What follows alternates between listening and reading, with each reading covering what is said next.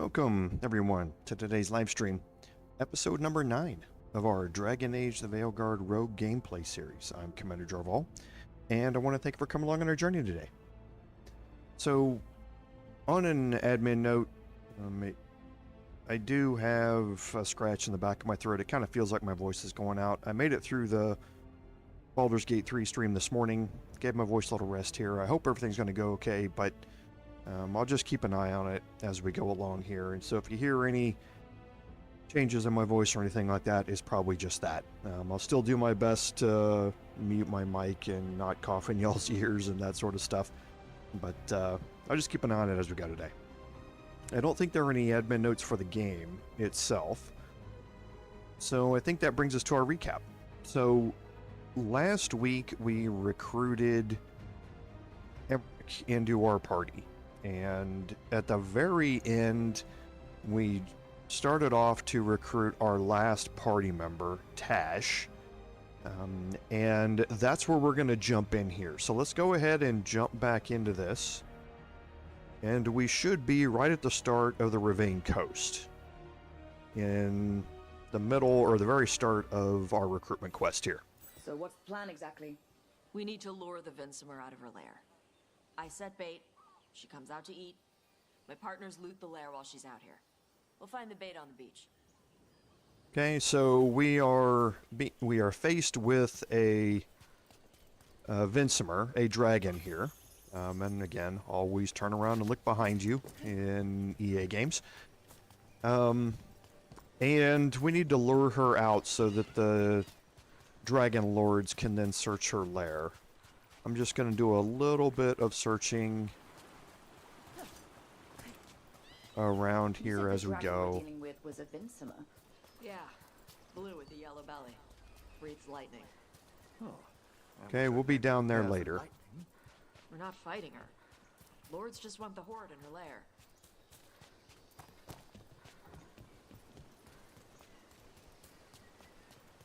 We're going to have time to explore all of this much more in depth once the Rivain Coast becomes open for exploration.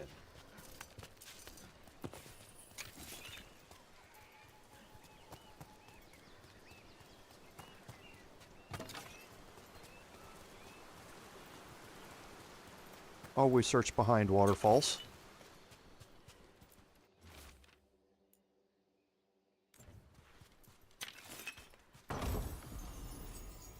Okay, and we're going to upgrade the Heart of Andraste here. So you gain enhanced damage on takedown. So we've got control abilities, which are gaining us enhanced damage or higher damage and stagger. However, I think we're going to change this over here in a little bit. So we'll keep this in mind.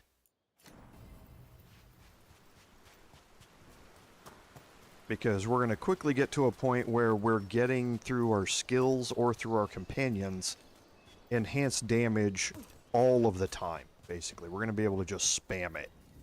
On Tom ahead. Be ready. They go hard. Watch yourself. They have Gatlock cannons.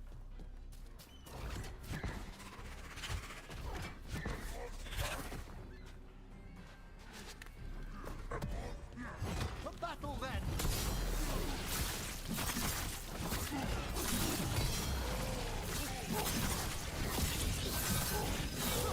Oh, I'm getting off my defense really well this morning so far. And I didn't move out of the way of that one.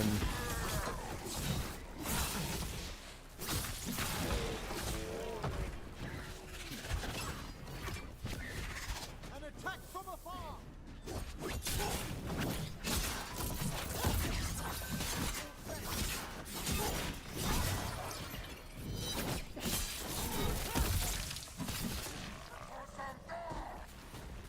Eat shit.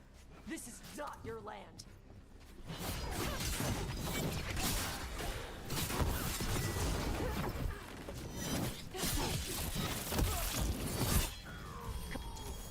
So you've got no problem fighting other Kunari? I'm from Rivain. Not like I follow the king. You've got the arm ropes. Sure, I wear a lot of stuff. You don't get to tell me who I am. Doesn't matter anyway. The Anton don't follow the Qun either. Not anymore. That is true. They are following. Want to join us? I don't. I thought you wanted us here to help you. No. So Taash doesn't really want our help right now. She's not interested in doing anything except adventuring with the Dragon Lords.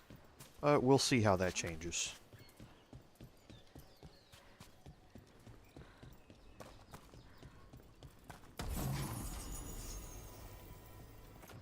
Okay, so Keen with a Twist is going to be useful a little bit later, in that agile attacks apply bleeding on impact and 10% critical damage for each nearby bleeding enemy.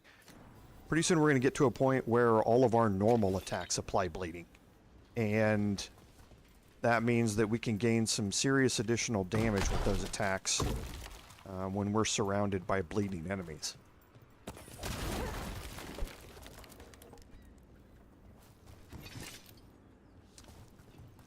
Okay, so here we get to walk across this platform. We're not fighting the dragon? No. Vincimers eat big game, usually sea life. They're not hostile unless you do something stupid. Like poke around in its lair? Right. So we lure her out, then the lords go in and grab anything shiny. But you do kill dragons, right? You're a dragon hunter. I kill them when they need killing. This one doesn't.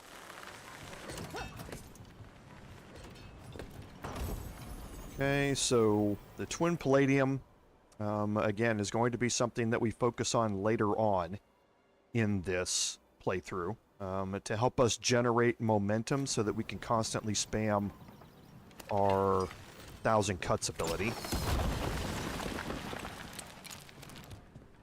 And this will now open up a shortcut for us so that we don't have to cross that way anymore. We can cross here.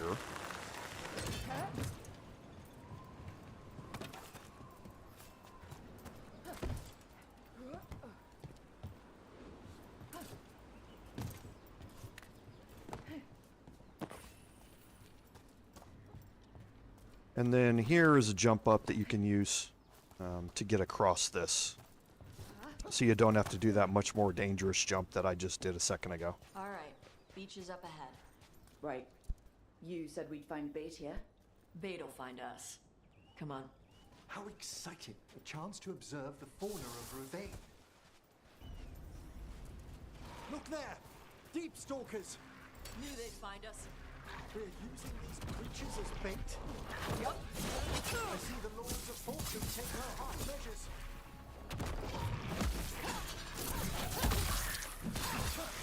Quite a few of them. Dragons have big stomachs.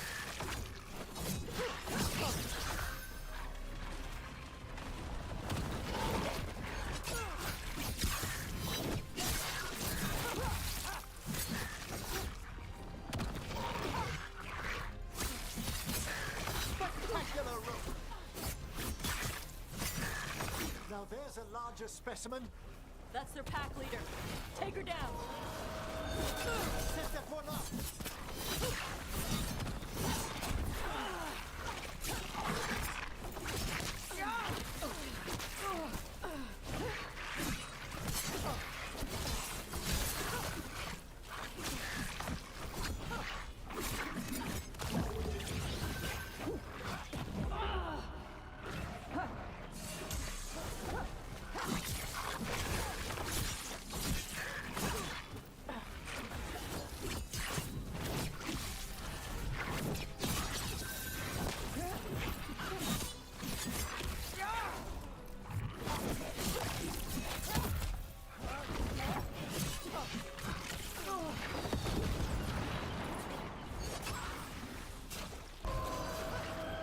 That one, quickly!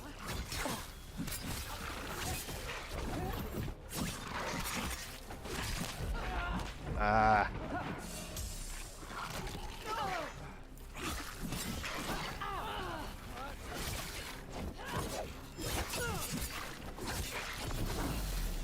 is. I think that's the last of them. Now what? Now I get the fire going and make our dragon dinner. Good. She'll like it. And this potion will put her to sleep for a few hours. But we gotta get her attention. Use the horn up there. Okay, before I do that, I'm going to We held up our end of the bargain. You did okay. get some potions back. So, what do y'all do? Right now, we're trying to take down evil god monsters and their blighted dragons. What? That can't be right. Dragons don't get blighted. They're smart enough to avoid that crap. However it's happening, the gods are using the blight to force dragons to attack people. That's messed up. Somebody needs to stop them. Okay, so now we'll head up here. And again, we're not going to do a whole lot of exploring. We can come back and explore a little bit later.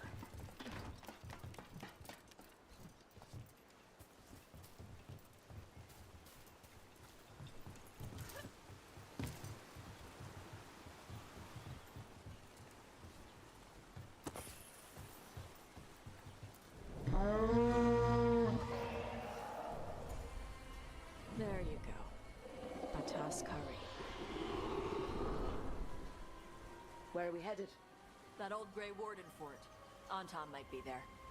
I want to see what they're doing. If it's anything the Lords of Fortune need to worry about.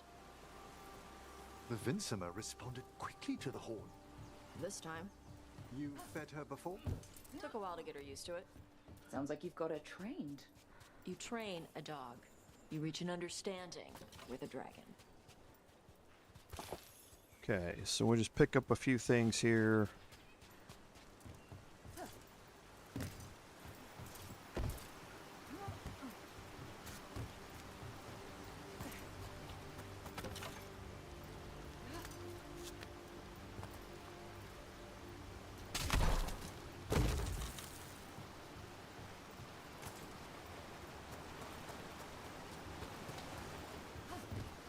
Okay, a couple of things to search around here, but not a whole lot. Your main goal is to get over here. Vincimers are clumsy on land. Better in the water. They cut the surface like a knife. They swim? They dive down after prey like a giant bird. Sometimes they stun schools of fish with their lightning. Gulp them all down in a single bite. Okay. So we'll do a little bit of searching here, and then we're going to head back down to the bottom of that waterfall.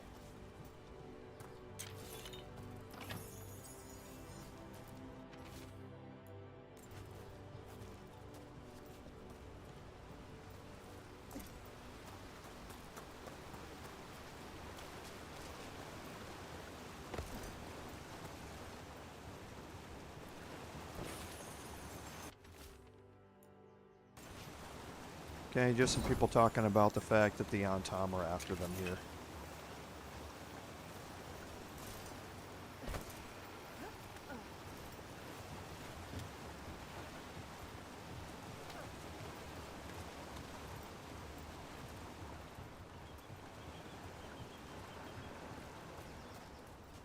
And again, we'll come back here. So we'll be down here quite a bit as we open up new passages and that sort of stuff throughout these ruins.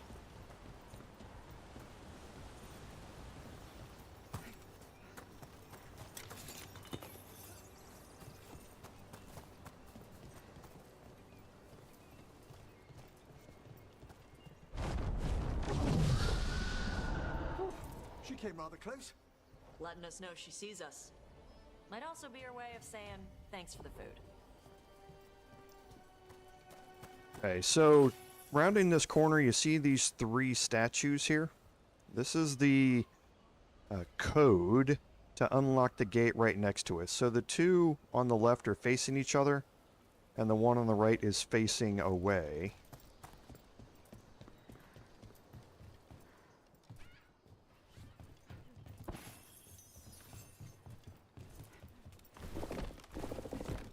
This was quite a fortress. Why was it abandoned? Seems to be a big Grey Warden outpost. They left after the Darkspawn stopped coming. And now here are those same three statues. So these two were facing each other. This one was facing away. And there you see it's triggered, and a helpful ladder has dropped down.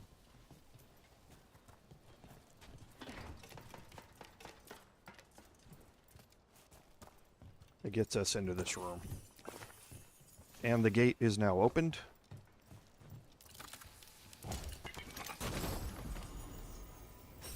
Okay, and this gets you the Griffin Helm, an upgrade to it. So, not something we're interested in right now.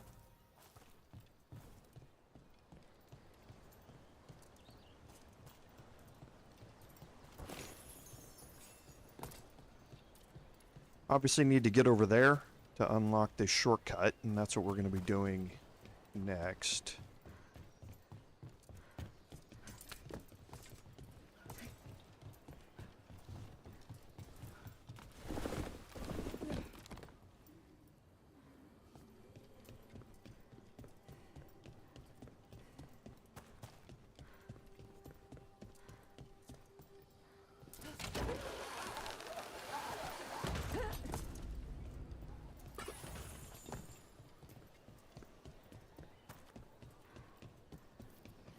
I see the Antam have arrived. Let's check inside the fort. I want to see what they're doing.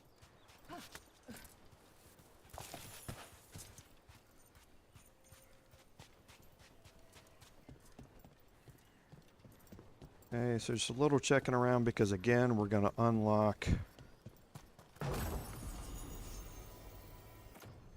grenade belt.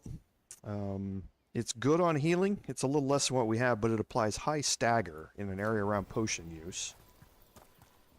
Which for now isn't better than what we have, but we'll unlock the shortcut. Once we come back and explore this area, you can see how that looks. You'll see from the other side how we exit that way. Okay, and now we're about to get into another fight here.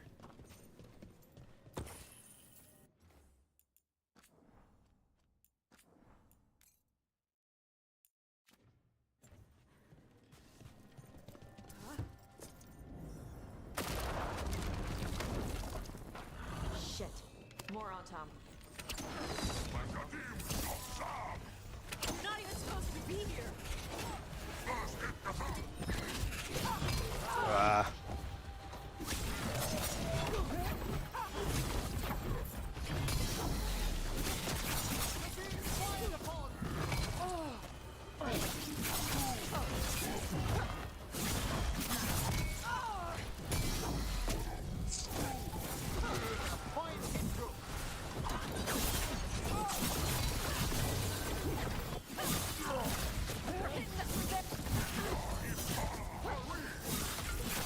Keep those necrotic weapons active as long as you can. So the Antam took over the outpost after the Grey Wardens abandoned it? Yeah. Rivain and the Canary were at peace forever. Then the Antam broke away from the Qun and invaded. But Canary builders are part of a different caste. They didn't break away. So the Antam take over old forts like this instead of building their own. Alright, so we'll pick up a few things here. There's a down staircase over there, which we're not going to be dealing with just yet. We're going to be able to, once this is open for exploration, and Taash is a member of our party, we'll be able to go down there. Those orange crystals are a barrier that Taash can open. But not right now. She's not fully a member of our party yet.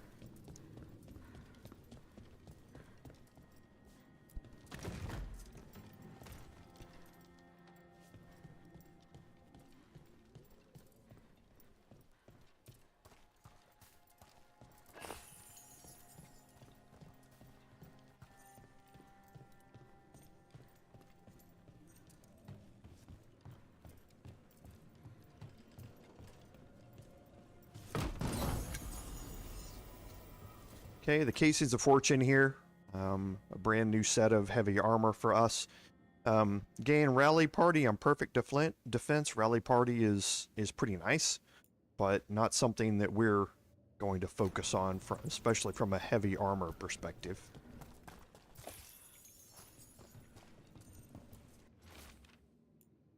Okay, so it looks like the Antom are trying to capture a dragon. Grapples, nets. The Antom are going after the Vincemer. Surely the dragon can defend herself against the Antom. Not after I drugged her. Come on. They've been watching. They knew I drug her to make her sleep. Assholes! Okay, so now we're on a mission to save the Vincemer.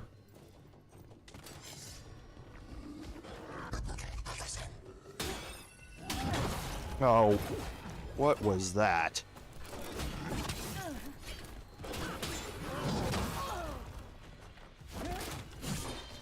It's so hard to time them. Oh, you're kidding me.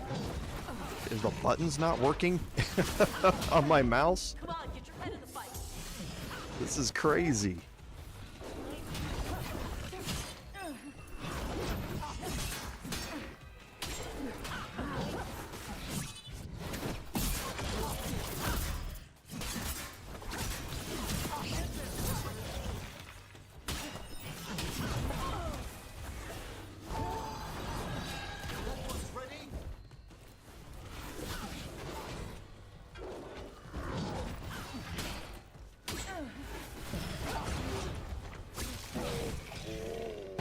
A lot harder than it should have for some reason. The first part of that, it looked like, I mean, I couldn't even dodge.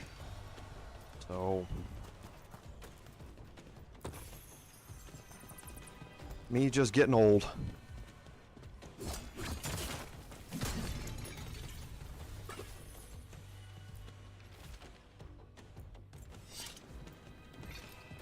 Okay, there's nothing to do inside this room here. But we'll be able to see that once we open this for exploration.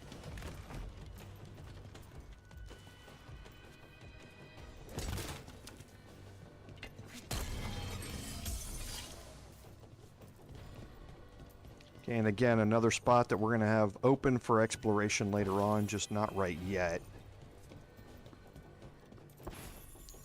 These here are going to be giving us clues, or this will be a pattern that we'll have to unlock to open one part of all of this. We'll see that when we come back here.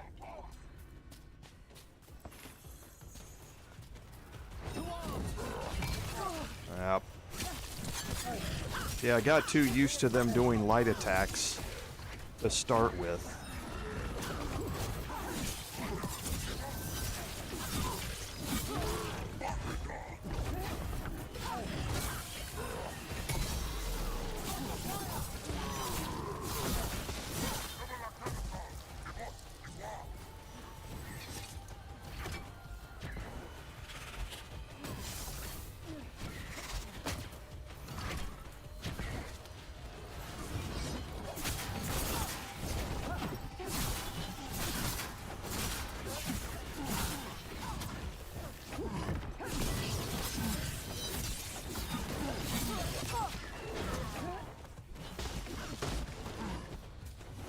Let's go after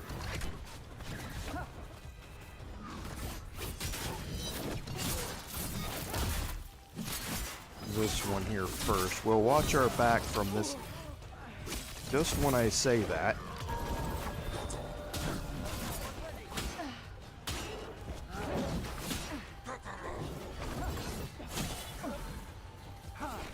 No.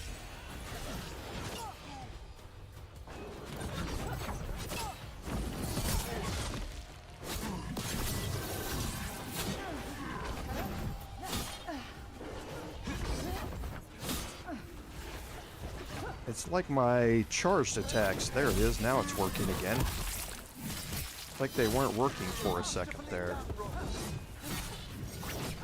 Okay, so now they're working.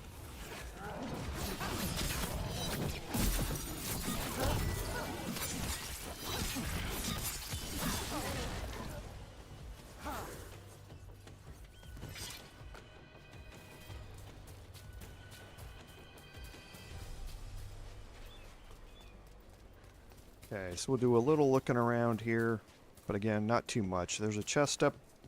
You'll see it on the map. There's another one here.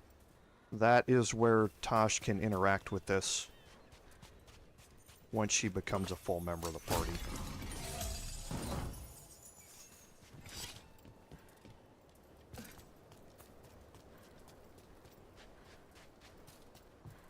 And that one, you have to come down from up there, and you'll see how we access that in a little bit.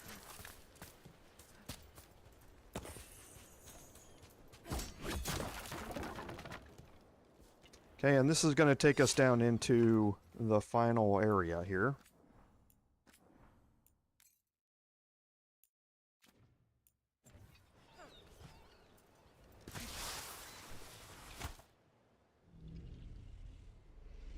They haven't seen us yet.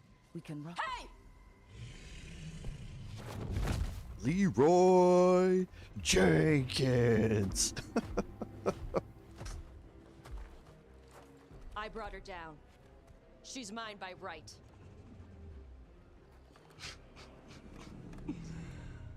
Makara.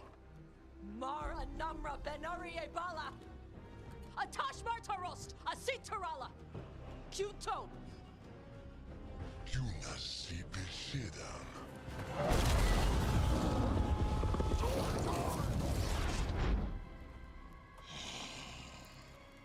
Tarala.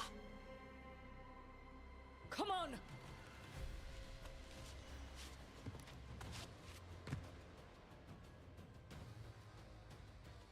Okay then. Well, let's get into it. Oh, come on. I blocked that one too.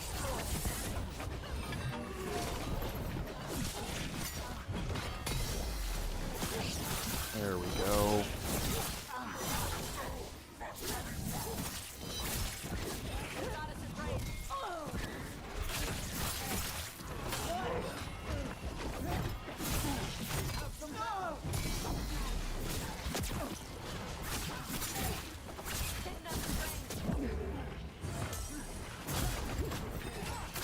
Oh, walked it. Turned around and had a heavy attack waiting for me. And we can't block that one.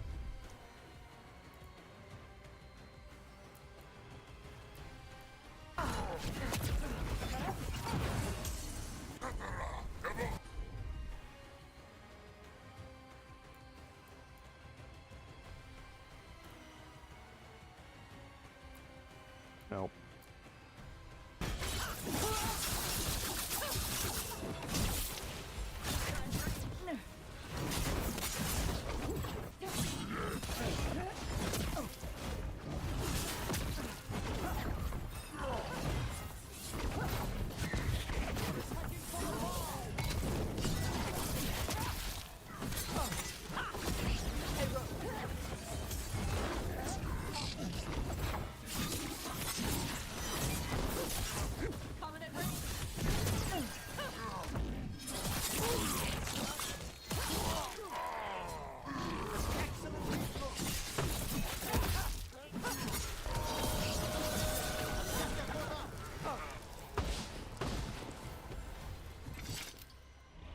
So, you breathed fire.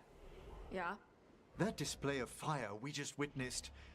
You're not a mage, are you, Taash? No. Did you want to expand on your answer at all? We can talk later. Okay, so the Paragon's Knuckle is a defense and resistances type Let of me know when thing, you're which ready. for me I'll burn the chain probably out. be good. We may be freeing her, but I expect the Vincimer will be agitated after what she's been through. Yeah, she's gonna be pissed. Hopefully she just flies off.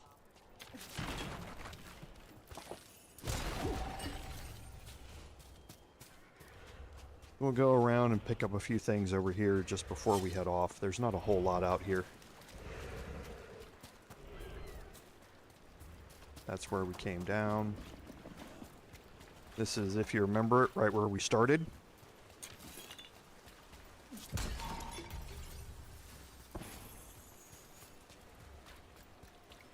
But all of this stuff reset during the cutscene, so Gives you an opportunity to collect it twice.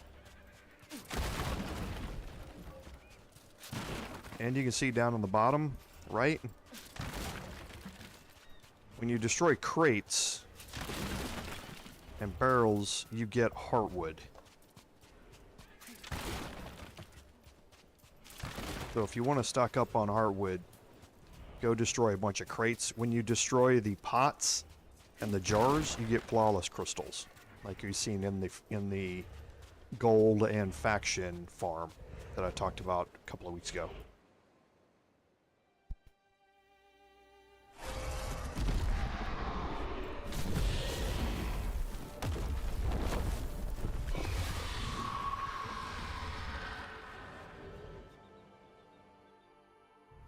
As one dragon flew off, now safe to finish its nap, uninterrupted, another was about to wake up. The surviving Antam poachers carried news of a fire-breathing Kunari back to their leader. Taash and the team would soon find themselves being hunted by the Dragon King. One more enemy to add to the list of people that don't want us around. Wonderfully done, Taash. While you played with the big scary dragon, we looted the shiny stuff from her cave. So, Rook, Varric's talked about you. I see he wasn't making shit up this time. They call me Isabella, among other things. What did you find in the cave? A lot of dragon shit, gold, some fancy trinkets, and this. How much could you get for something like that? A fair bit of gold if you're lucky. Maybe a war if you're not. But this piece is not for sale. The Lords of Fortune retrieved it at my request. Rook, this is Shathan. She's our expert on Kunari artifacts.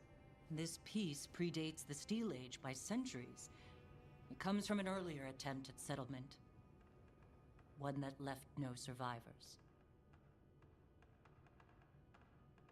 You used your fire. What? No. Were you seen by the Antam? You promised you would be careful, Evatash. You need to be away for a while. It is good you are joining Rook's team. I'm what?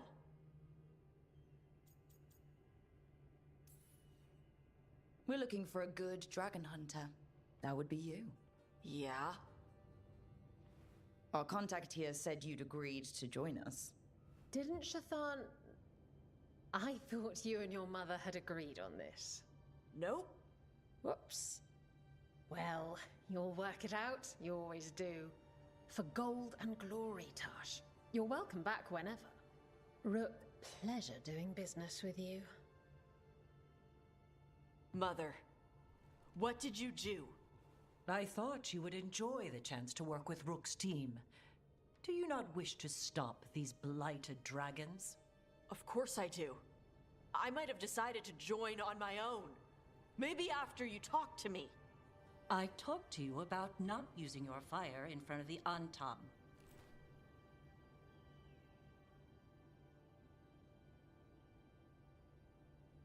I will prepare potions for you to take.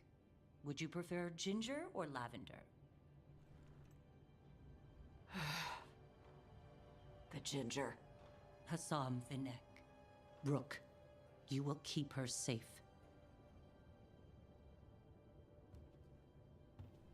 That wasn't a question.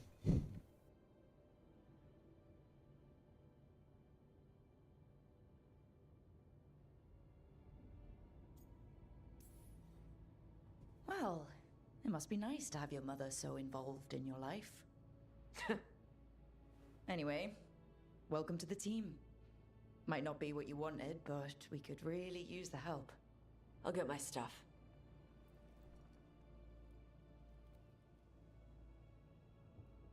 Hey. It is. Sorry? Joining your team. It is what I wanted. Glad to hear it.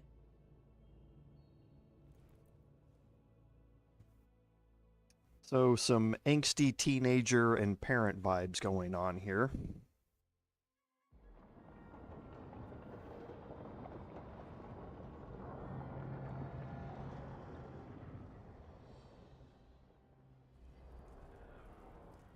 The Antom hate magic.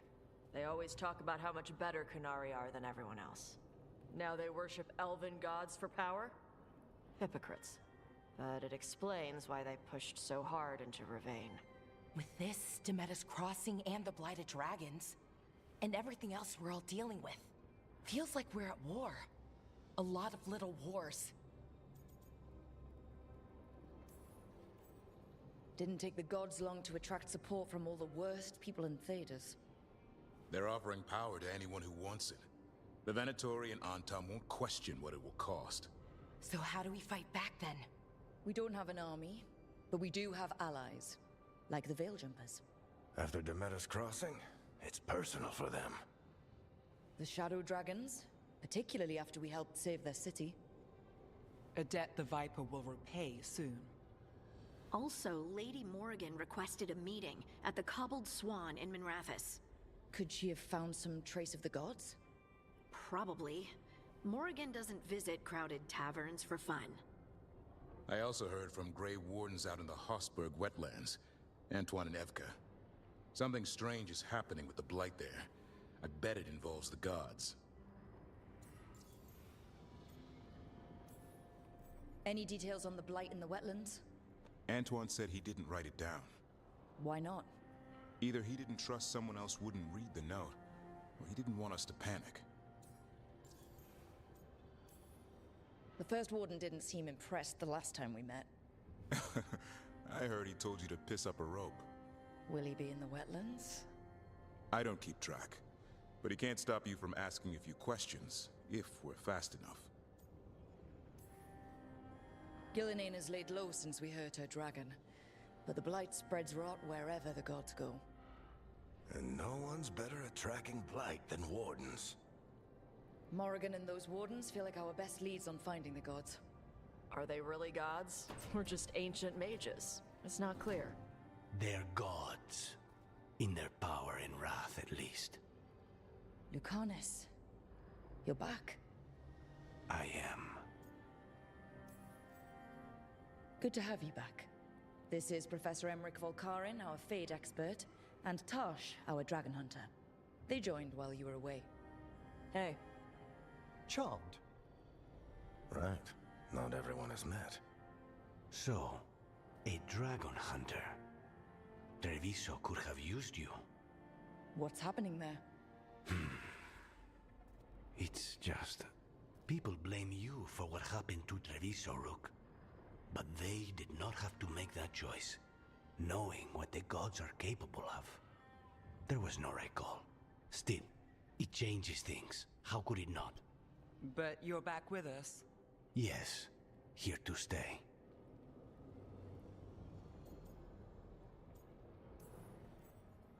Good to have you back, whatever the circumstances. Everyone needs to be part of this. That's the only way we'll win. After what they did to Treviso, I want these gods to fall. I don't see anyone else with a better chance than you. My blade's yours, until the end. Great. Let's follow up on some leads. I'll let Lady Morrigan know we're ready to meet. I'll send word to Antoine and Evka. They're holed up in a town called Lavendel. Everyone else should rest up. Be ready to move when I call. There's the team. Never easy, is it, kid? What do you mean? Making the big choices, then living with the consequences. I don't think it ever should be easy. As soon as it gets easy, you're not the right person to make those decisions. It needs to be hard. That's how you know you're taking it seriously. And that's why I recruited you, Rook. You get that. Not everyone does. Anyway, you've got a meeting with Morrigan to attend, and dealing with whatever the Wardens found. All this chatting is taking it out of me. Think I'll rest for a bit. Good work, Rook. You'll find your way through this. I know it.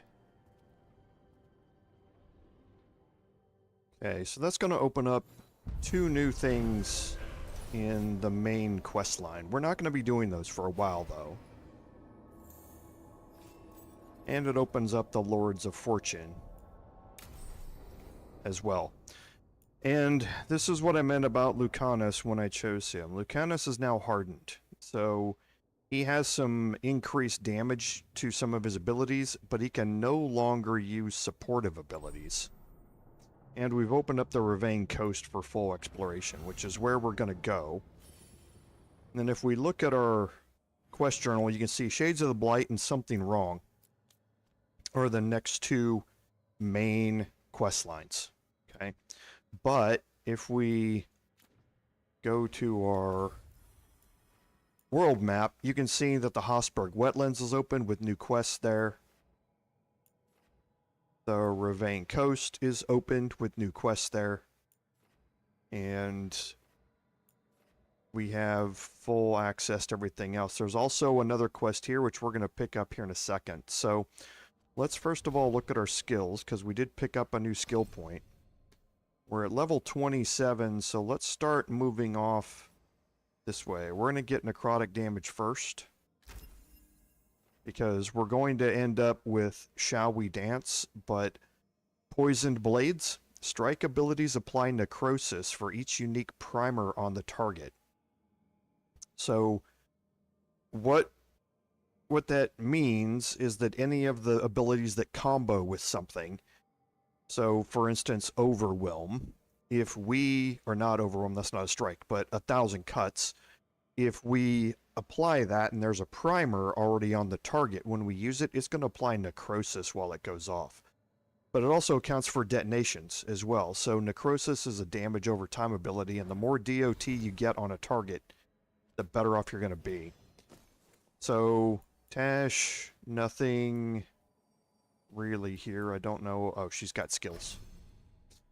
So detonates weakened. We can apply weakened with static strikes. She applies overwhelmed with Spitfire, so we definitely want that, because we can detonate overwhelmed. And we want her to be able to detonate weakened. So we'll start down these two ways. And she's going to be with us for a bit. We want to keep her and Emmerich together with us to help increase their bonds a little bit. These are all the items that we picked up while we were out last time.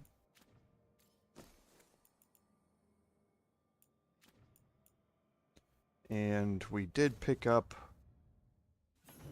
another rune too. We picked up Scorch. So this is the fire rune, the cold rune, the necrotic rune. So we've picked up most of the elemental damage type runes here. I think we're staying with Overflow for the +1 maximum potions for right now.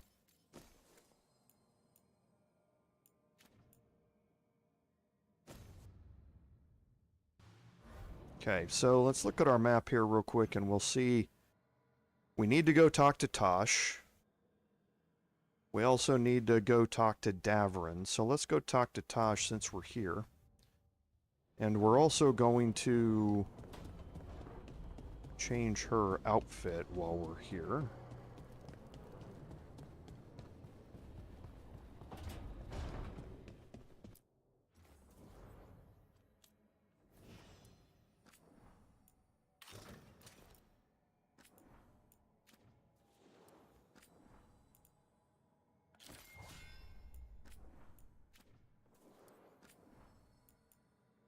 Okay, and we'll leave that one as it is.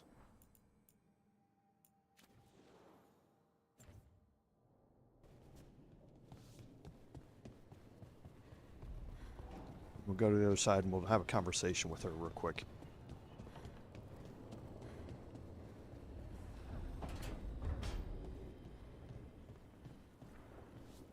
Good to see you. It's not a conversation with her per se, but it will turn into one.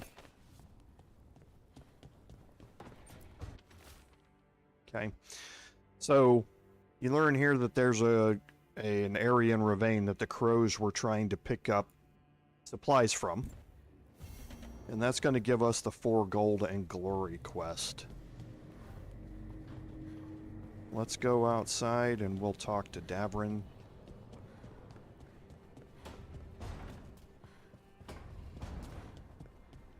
Let's check on the workshop. Okay, so we can upgrade here. The blight spreads here. Let's look at our enchants. So there's 20% barrier damage. I don't think that number goes up.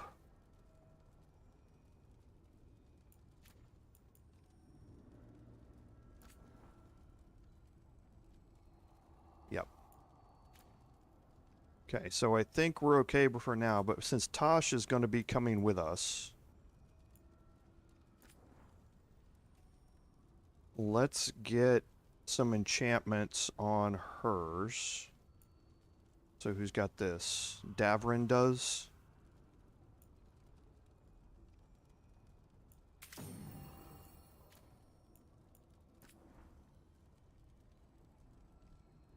And we'll take 1 stack of bleeding. We're going to need that here in a little bit. And is Emmerich with his enchants as well. Plus 20% infliction damage. Bleeding is an affliction.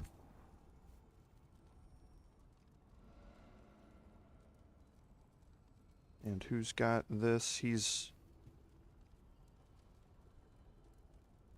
Oh, that needs to get moved over from his previous weapon. Not going to do any upgrades right this second.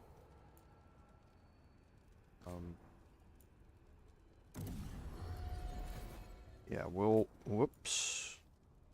What happened there? Did it unequip my belt? No, it didn't.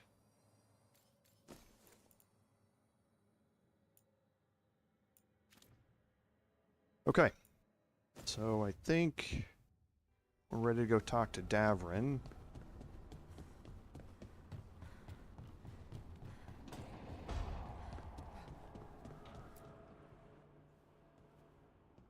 Carving monsters, huh? Didn't figure you for an artist. This? It's by necessity. If you know your enemy, their weak spots, maybe you live another day. You've got a flair for the dramatic. Nothing scarier than the real thing. What will you do with it? Standard bestiaries are always some mage drawing things they've never seen, taking the piss out of it. They don't understand how when the hunt ends and you come nose to nose with an ogre, someone's going to die. So I'm making the real Monster Hunter manual.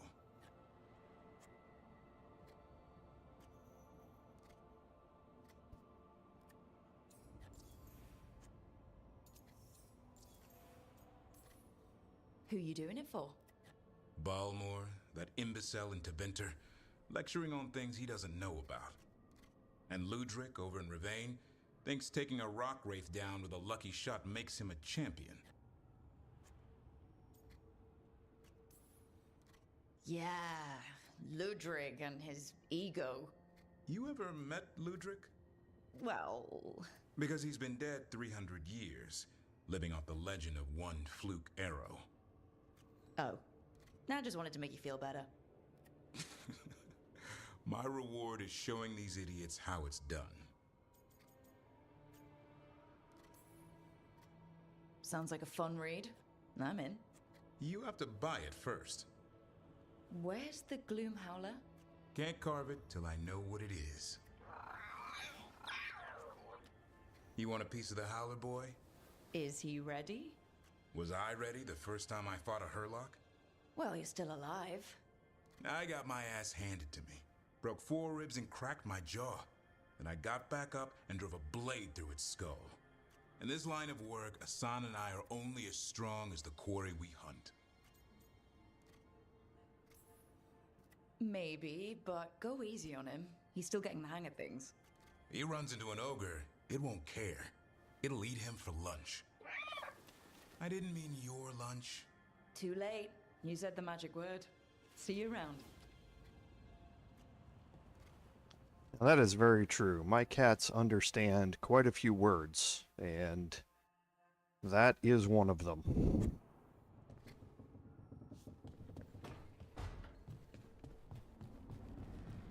Okay, so let's check out here. See if there's anybody else that wants to talk to us. Doesn't appear so. Let's look at our journal. We're going to go back to the Rivain Coast. Do some exploration there.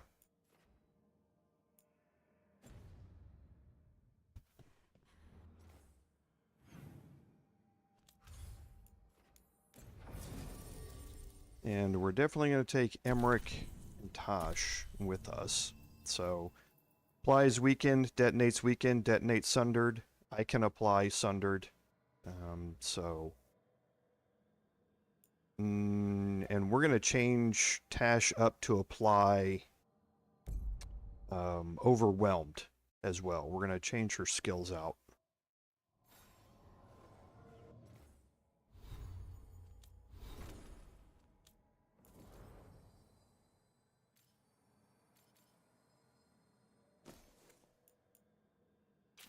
There's applies overwhelmed.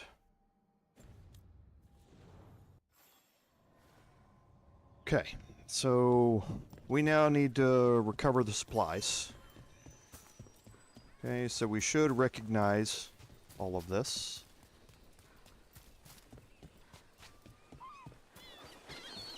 We've been here before. We have not been down here yet. But we'll be down there here in a second.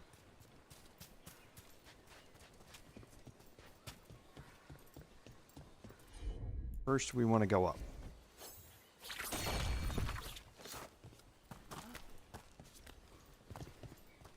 And now that Taash is a full member of our party. Got it.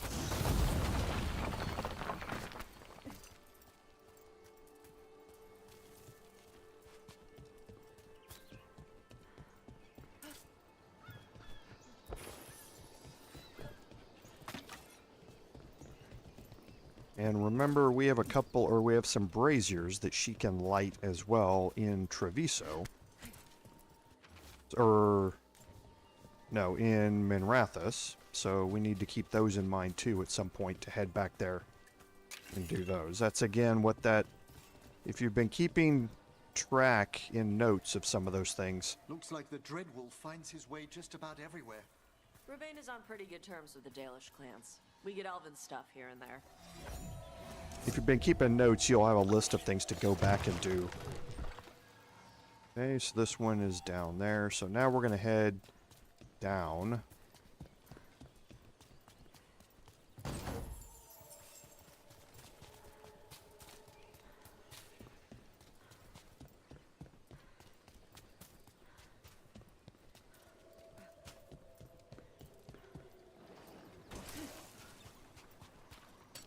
Trouble ahead.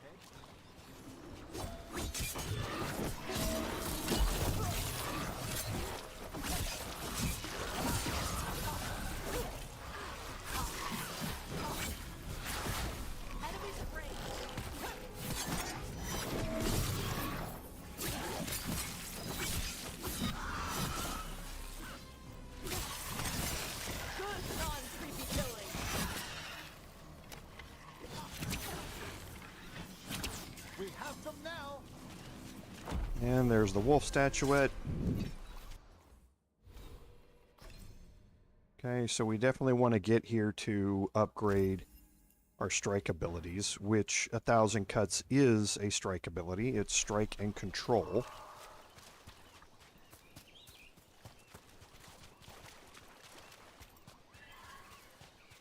So that now we're going to be applying necrosis with it as well.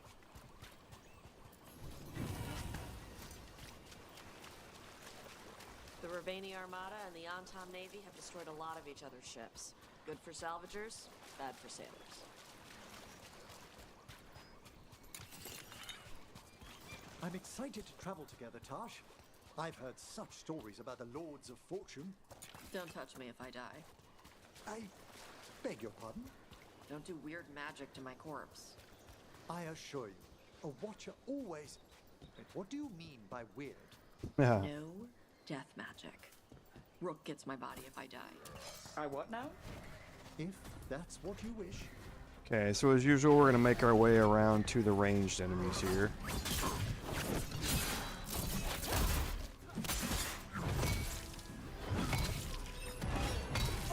Oh, jeez.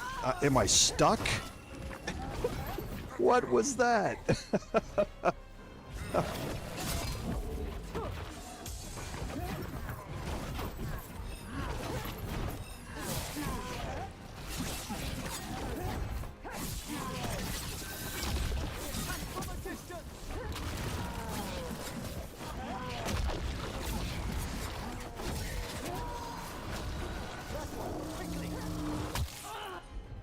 Alright, so now that we have the Reaver available, let's detonate Overwhelmed here.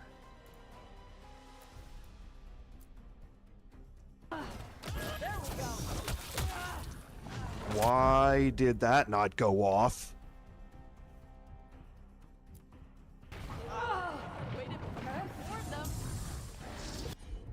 What just happened there? Because now Overwhelmed is gone. No, not him. The Reaver.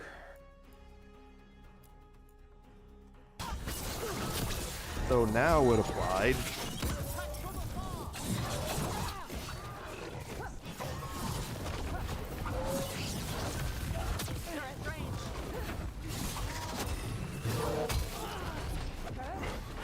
Okay. Let's get rid of him real quick because the ranged enemies are starting to annoy me.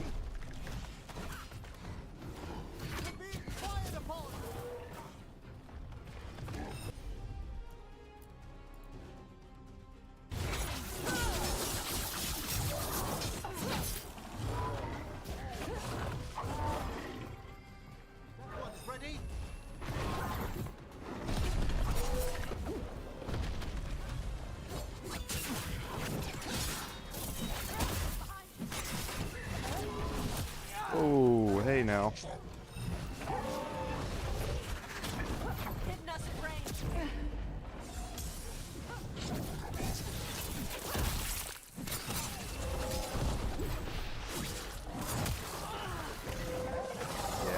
Yeah, my defends are just either timed really, really badly or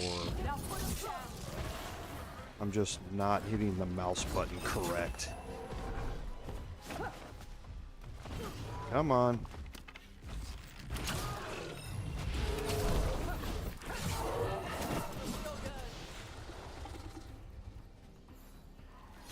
So, I'm excited. yeah, my dodge and my defend buttons are right next to each other, and I use the thumb, Don't touch me if I die. my thumb, to press forward with the palm of my thumb to do dodge, and the heel of my thumb to deflect.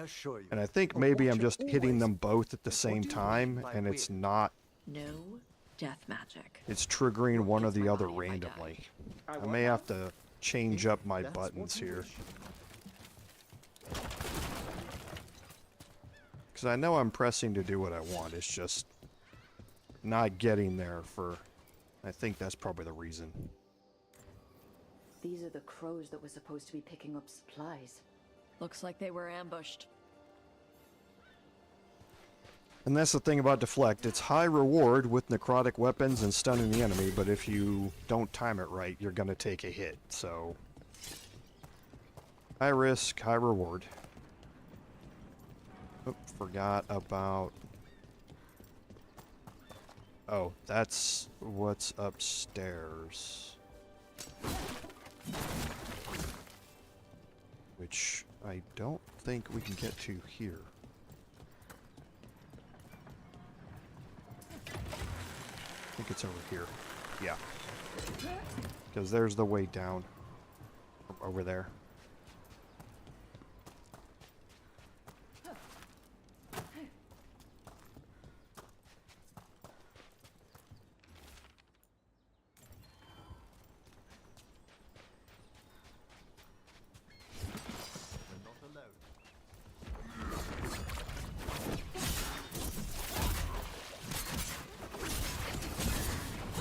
Oh, the Antom are busy fighting some of the Gloomstalkers here.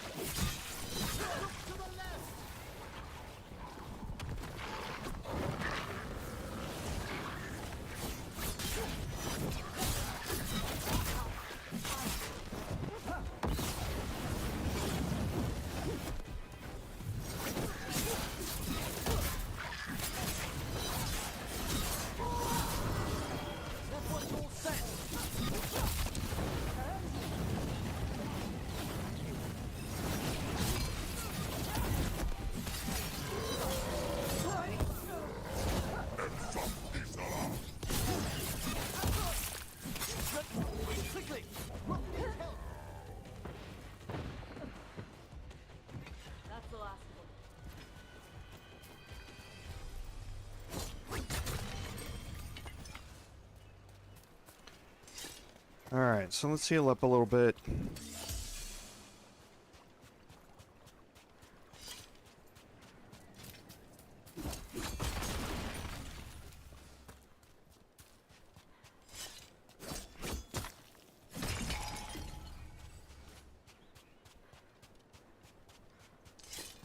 So let's... I don't think I can get up here. Yeah. This is the way down from up there. Came down there. We're going to head back up this way, which you've already been, but now we can explore a little bit more. You know, kind of see how it opens up a little bit.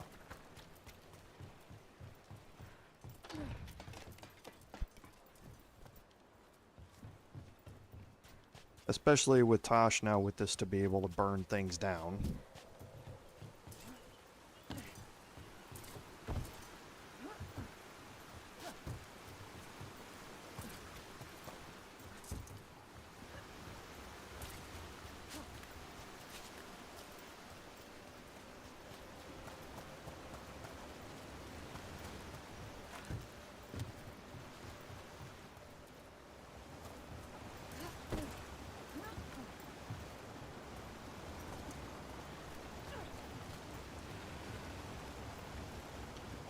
We should have a fast travel point up here to unlock.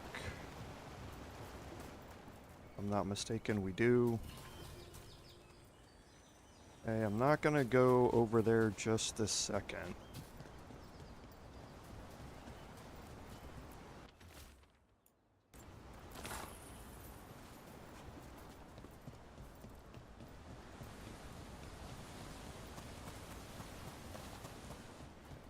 Well, no, because this is going to take a while over here. So let's go finish this quest off. Because the cache isn't too far down here.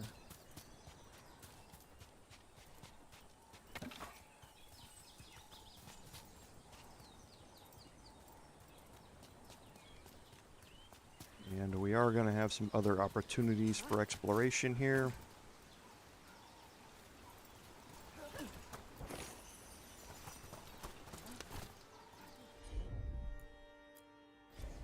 Yep.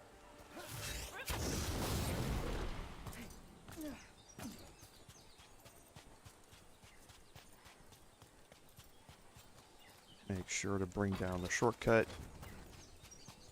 Some kind of puzzle with torches or fires or something. Might get treasure out of it.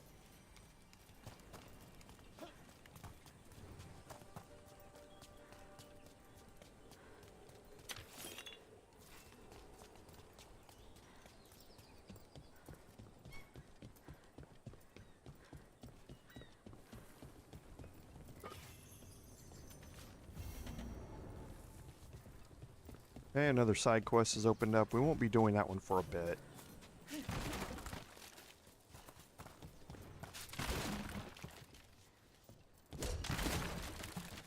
There is another brazier out here, but first let's grab this. The Smiling Visage we're not going to be using here. It's meant for a low health build.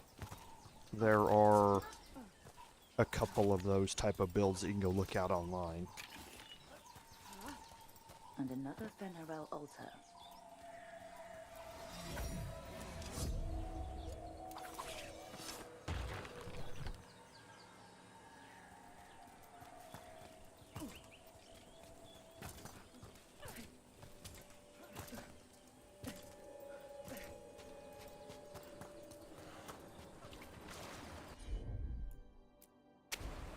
Seems like you're never far from the water in Rivain, one way or another.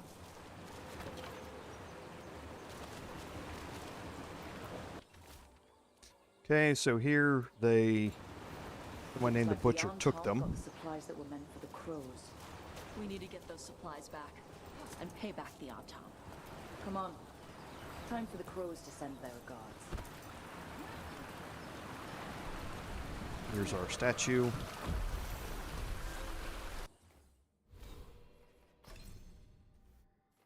Okay, both of these are going to be locked behind level 30. So we'll take charged attack damage, because here we can permanently reduce a defense with any control ability, which again, we're going to have access to.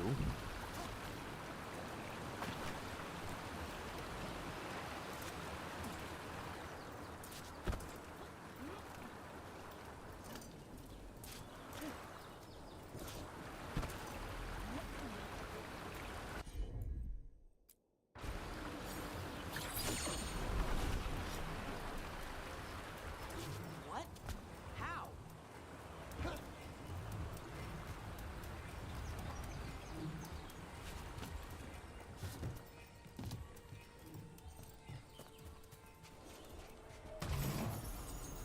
Okay, and this is going to give an upgrade to her offhand axe.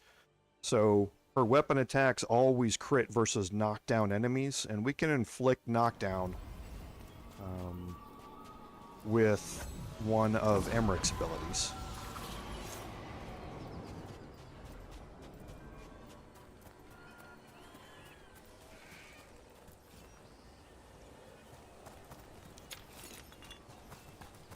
Go do just a little bit of walking around up here, because most of these are down lower than us.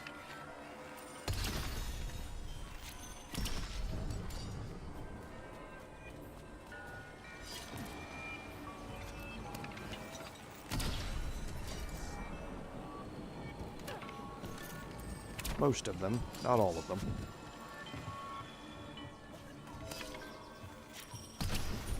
And that should give us another 100 health.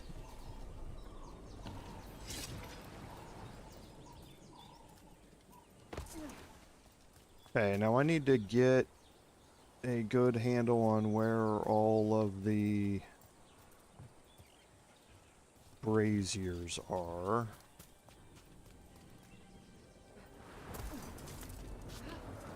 Because they go out, and you need to have them all lit at the same time.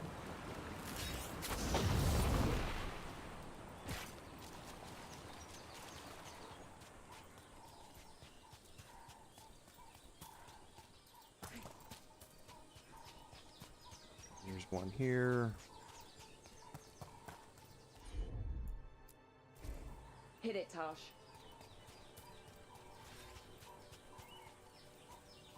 She didn't hit it. All right.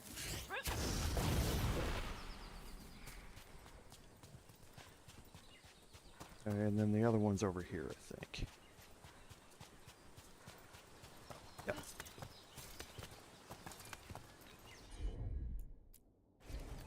I'm on it.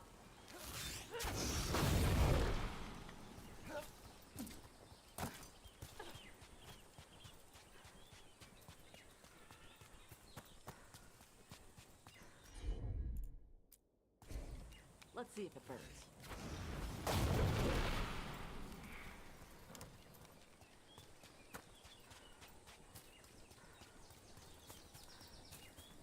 Thought there were 4 braziers, though. Maybe...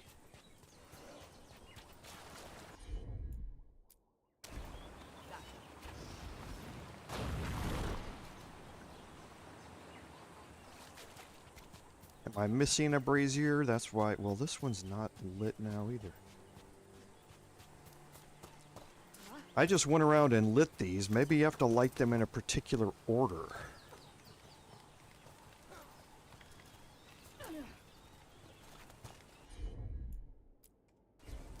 Let's see if it burns. Okay, so it stays up when you light it. The other two are probably not lit, so let's go light this one next.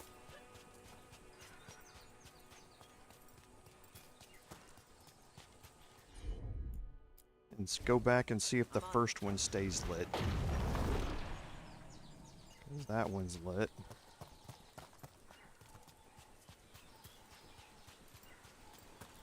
That one's not lit. So there must be an order to it. Now let's see if this one has stayed lit. Nope. Well, I'm not going to waste a bunch of time figuring this out. I'll go figure it out offline, and then I'll come back and I'll do it next week. I didn't notice any particular order to it when I did it, but I guess I must have just gotten lucky when I did it in my off-stream playthrough.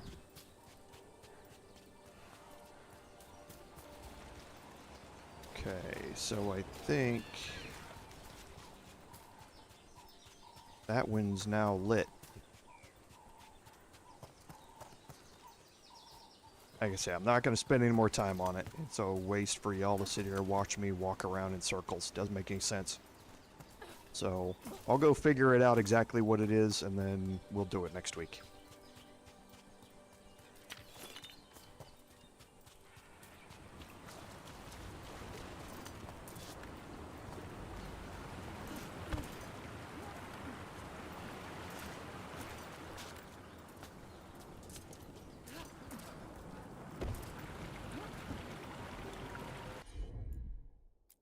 Do want to check one more thing up here real quick.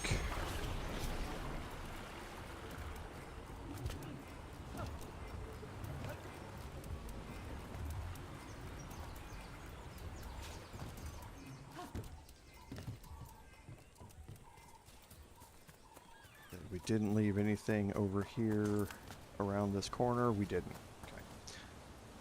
So now we're heading to here, and I'll just remember that we haven't done that. I'll do it next week.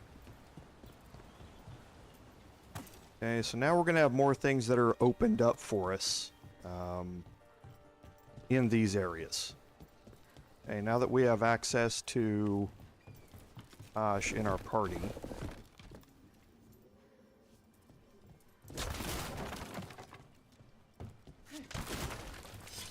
we can walk around and figure out some more of puzzles here.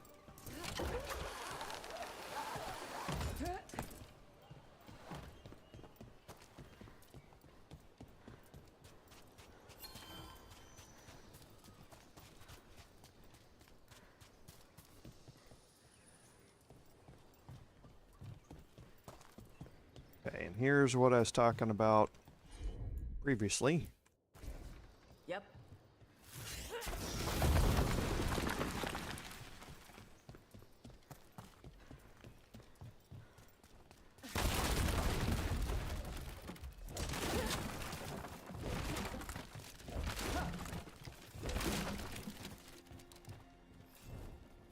Okay, so these,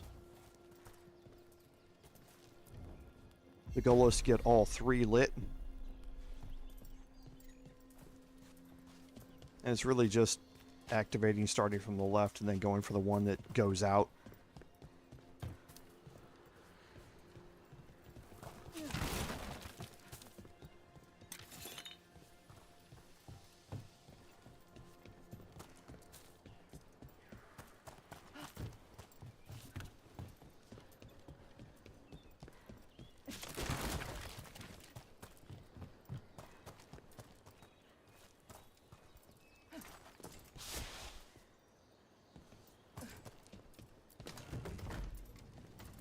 And there you can see the three torches are all lit. And And now you can activate this particular one to open this gate.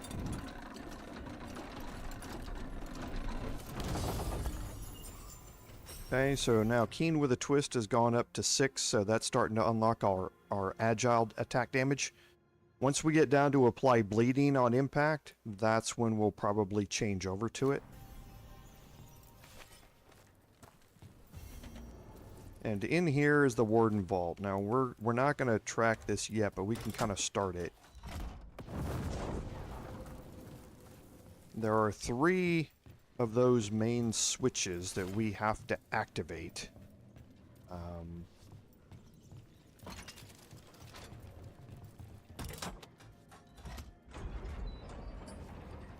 Okay, and that's going to open this gate down below us, which we don't need to worry about. That gate was closed. That's the normal way that we came in last time. Because now you can kind of see where we are. We're back in this main area. This gate was locked a second ago. But this is the way we came in during the recruitment for Taash. So let's go, dude. Watch yourself. Trouble coming. At them!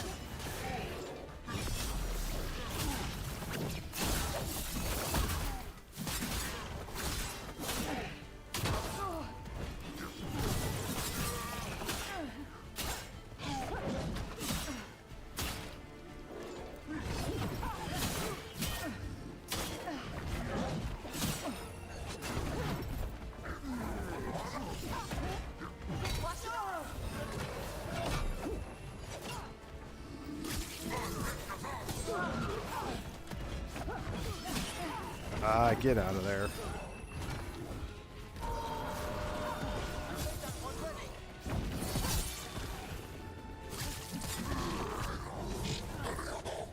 Okay, come here.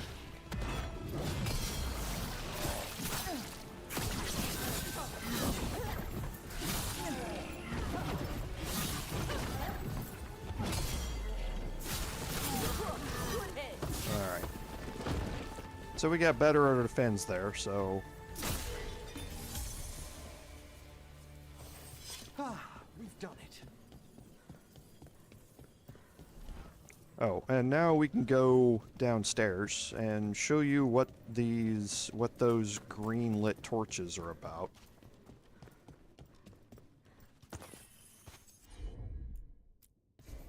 Okay.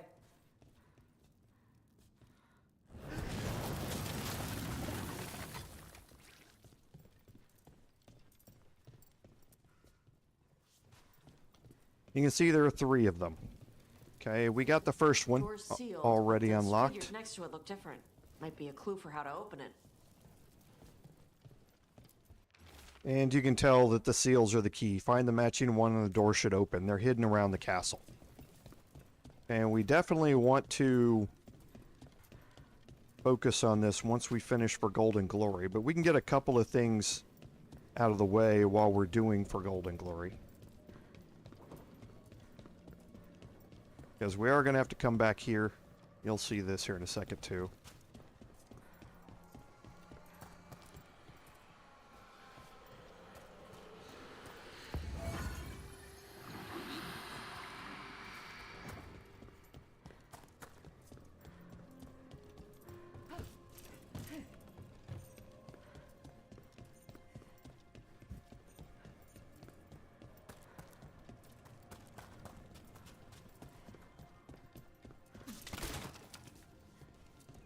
Here's another place for Taash. Taash, see what you can do. Sure.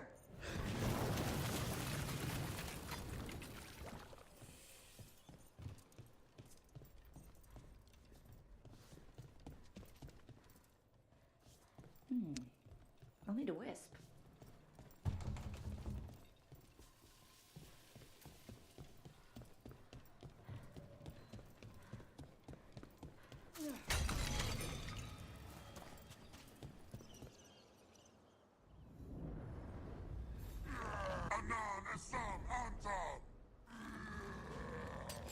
There's a fight. Okay, so we're going to wait up here for him to come to us.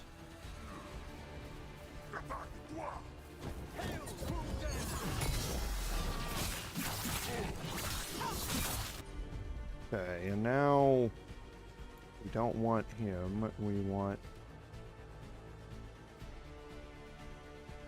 him.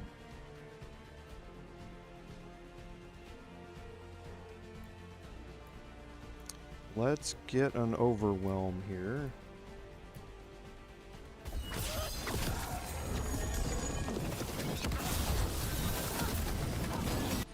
Okay, now we'll do 1,000 cuts. Okay.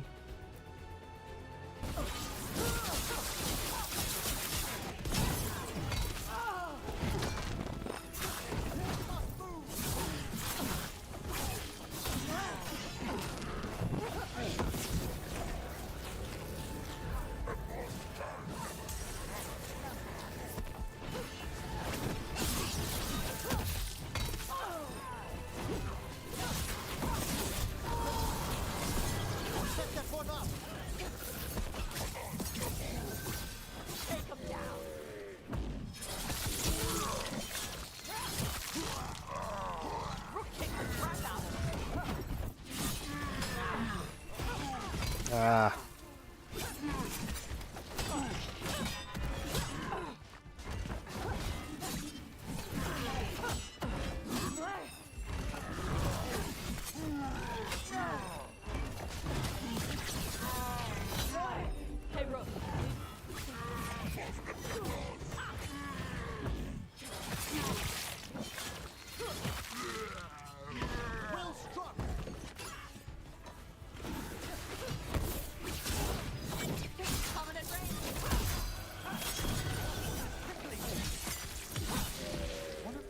Is still amongst the living. They're down.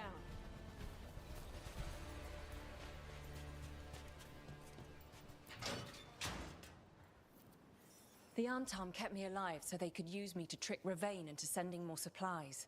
I didn't think anyone was coming. The Lords of Fortune wouldn't abandon you. It's the least we could do for the crows. Thank you for your timely arrival.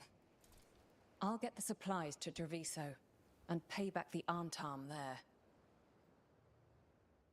Hey, Patrick. Sorry I missed your comment. I apologize. I was kind of right in the middle of some stuff there. Yeah, a lot of changes going on over the holidays, but yeah, well enough. I certainly appreciate the sentiment. I hope you're doing well as well, and hope you're having a good holiday. Thanks for being here. I appreciate it.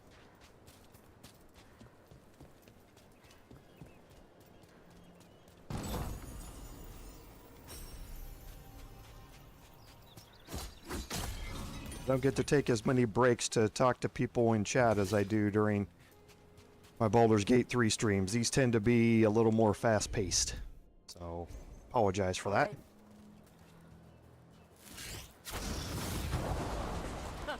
Looks like we made a door.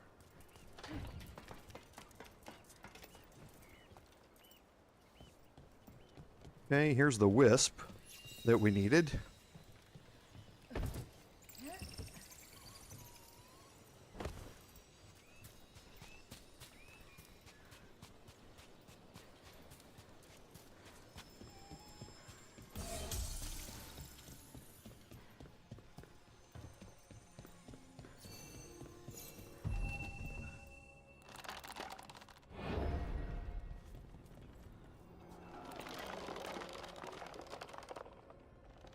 He's going to open this door right next to us.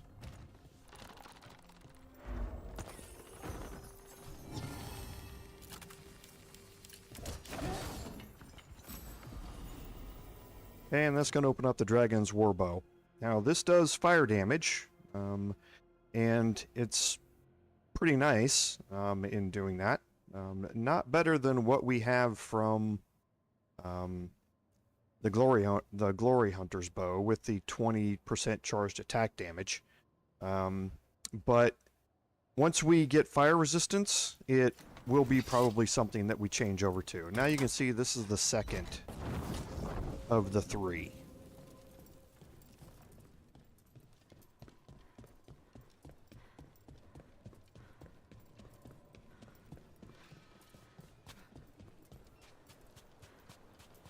You know, as far as the last one goes, we're going to take a little sightseeing tour here.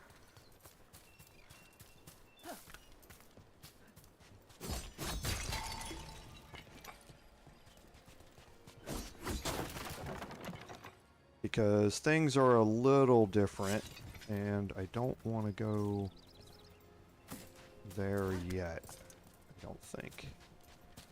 No, I know where I want to go. I want to go up here. Instead of getting the wisp and falling down there, I'm going to go over this way.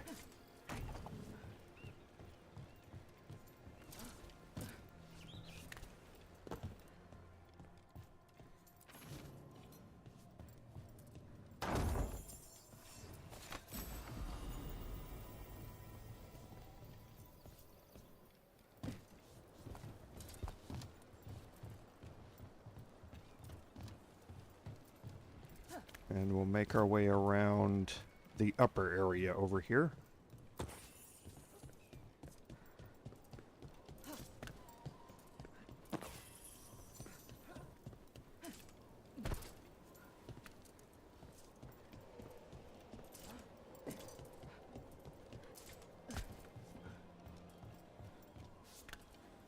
Pick up another memento.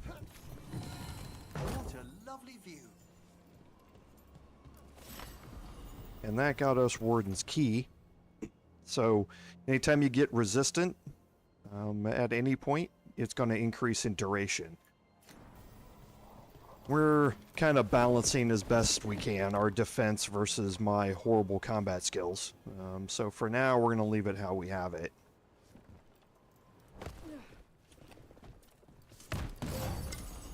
And that gets you the Rialto Sunsetter.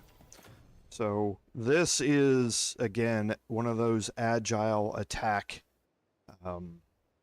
weapons. And this is something that we're definitely going to start looking at once we upgrade it. And we get up to points like this.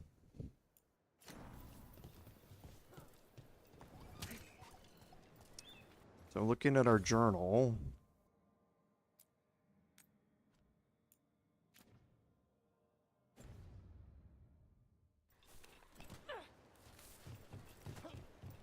or the Warden Vault.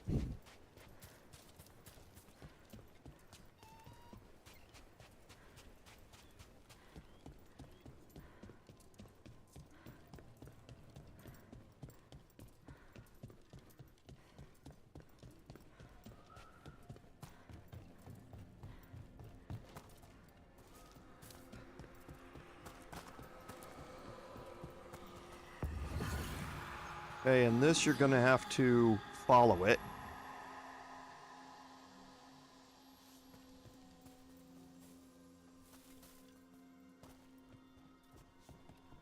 Okay, and it's trying to get through there. So it kind of tells you where the next spot is that you have to go.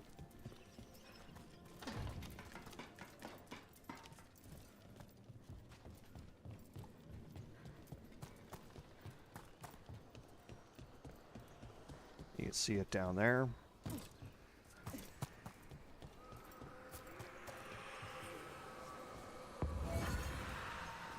And this one again will take off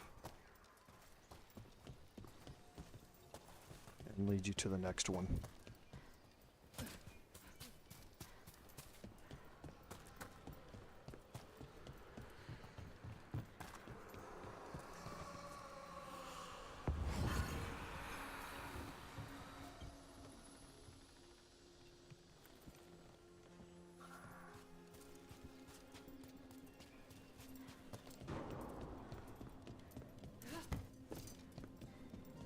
And I told you we'd be back here.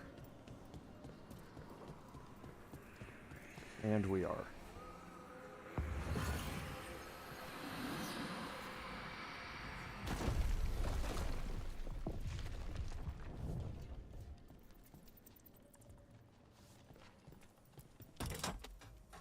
And that will be the third unlock for the vault. So now we're just going to head downstairs.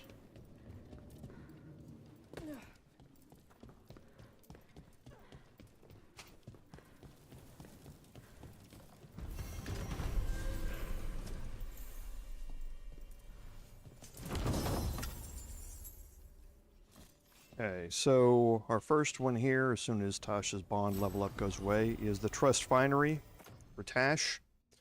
So she's going to have plus 20% overwhelmed effectiveness. We're not dealing with dragons right now, so we're definitely going to swap this out, and we'll put one max stack of bleeding back onto this, but it's much higher bonus ability damage as well.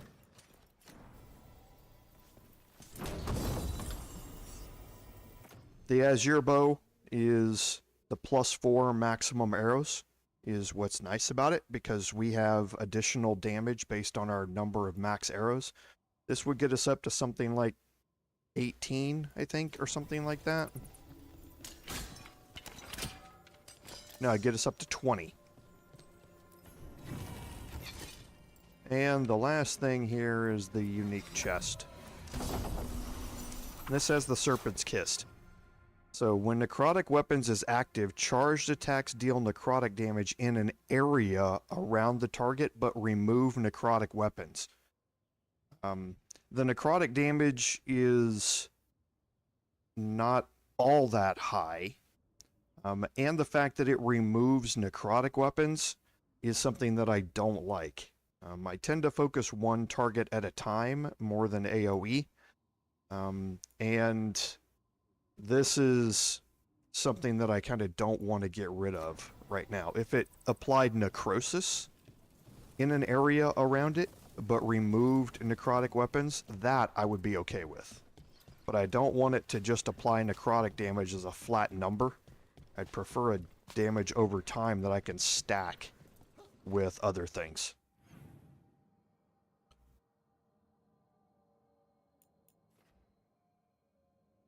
Yeah, I can't remember what that one is. Let's look at our journal here.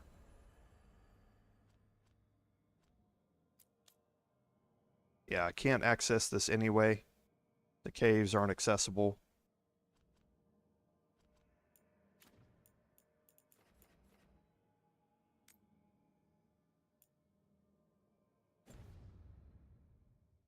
Oh, I think I remember what this one is. Yeah.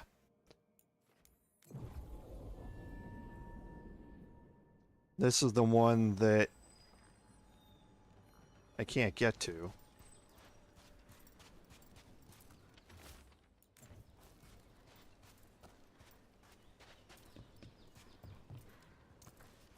Because I haven't figured out how to open up the braziers yet.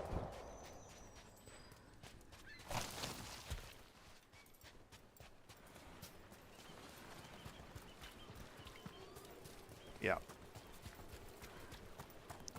That's up top up there. I'm pretty sure I know where that one is. And like I say, I'm not going to waste y'all's time going through it. So, let's go back to the world map. And see where we're at. We can go to the Hossberg Wetlands. We can also go back to Treviso. Let's do this. We'll head out to the Drowned District. See if I remember which one of these it is. This is the market.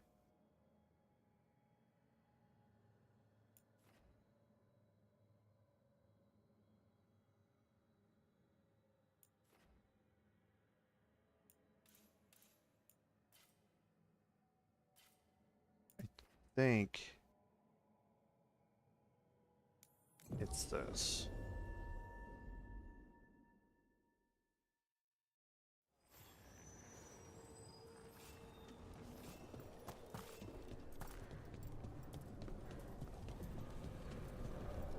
No, it's not that way.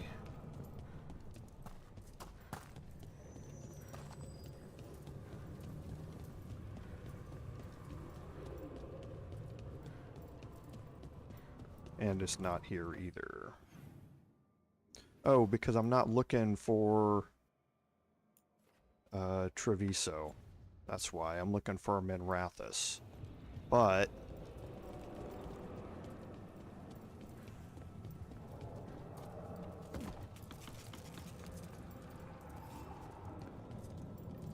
I did want to look at something here.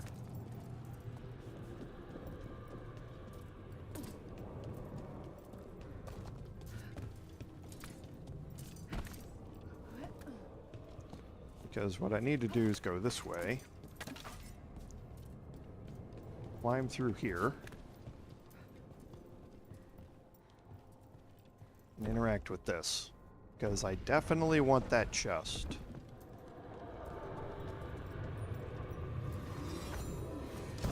Because this has Cordova's Toothpick in it. Cordova's Toothpick is one of the weapons that I'm going to be focused on throughout this playthrough. It's probably not best that I use it right now, but I'm going to anyway. It's a massive decrease in both physical damage and stagger. Okay? So you are not going to be killing enemies nearly as quickly as you did previously. However, all hits with this weapon apply bleeding. Now, with the rogue, every other weapon swing is with this weapon. Okay? So it's not every attack you make, it's every other attack because you're attacking with two hands. But every weapon hit applies bleeding, and you have +6 maximum bleeding stacks. Which means that we have normally 1 stack. We have +6 here for 7, and then we're getting +1 more from Emmerich, something Emmerich is wearing, I think. It might have actually been changed out, but I'll look at it here in a little bit. Now you're applying a lot of bleed, and that bleed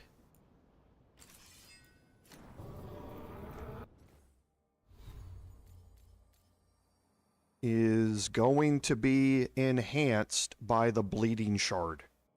So plus 20% bleed damage, plus 20% damage versus bleeding enemies, and 25% bleeding duration. We're going to be able to add in +1 maximum bleeding stacks when we get this to legendary. So right now, bleed is going to be causing a lot of damage for us. And you will see that in a time to kill setup, we are slower. But when you're dealing with multiple enemies, the bleed, spreading that bleed around, is going to be able to kill multiple enemies faster. Because even while you're not attacking them, all that bleed is sitting there just doing damage over time, and more and more and more of it. And that is what's going to set us up here for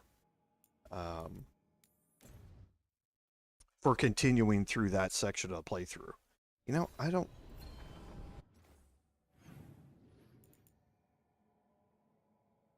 Okay, yeah, maybe it is here.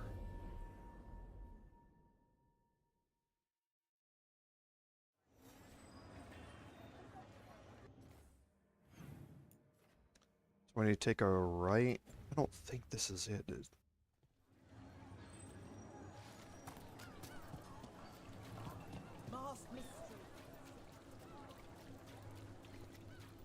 I'm pretty sure it was in Treviso. Yeah, because I know what this is. We can do this while we're here. Okay.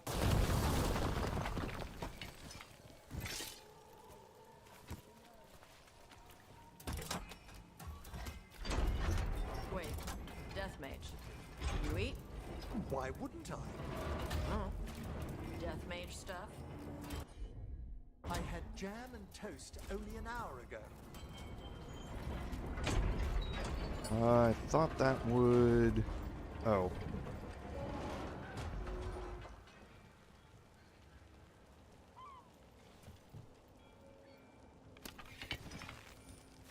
Thought that would open this up.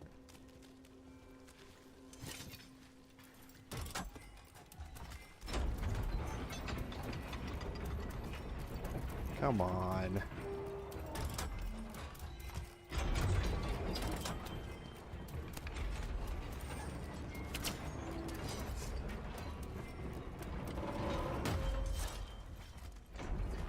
Yeah, all that dinking around trying to face the stupid switches thing.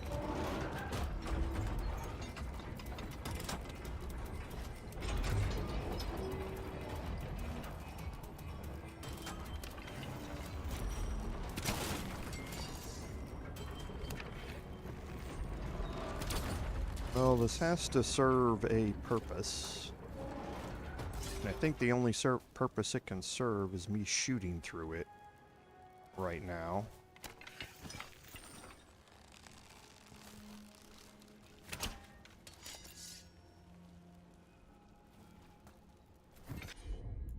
but there's no activation. So I'm trying to figure this one out on the fly here, and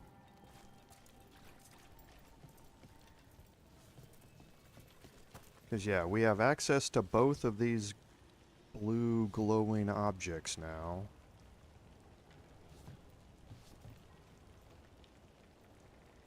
Not going to be able to jump through there. It would seem that those look like wards that I could unlock, but again, not going to waste my time, and I'm positive that I needed to be back in Treviso. The Drowned District is in Treviso. I'm almost positive.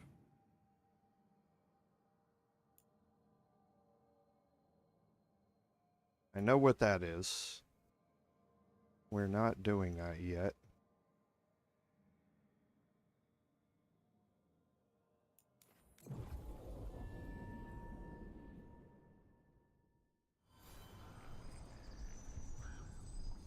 Okay, yeah, this is where we need to be.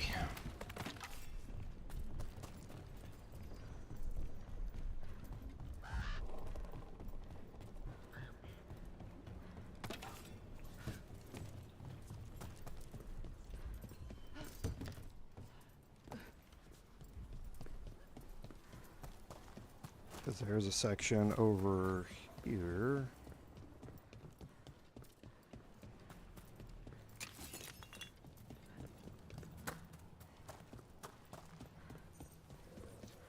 The Taash needs to work. That's interesting. What is? And it's for that chest right there. Just now, someone, yes, a death nearby, some ages ago.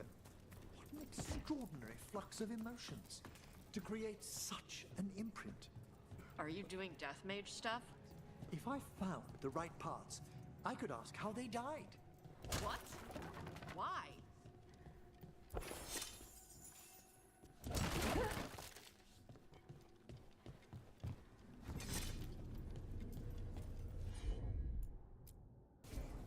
I'm on it.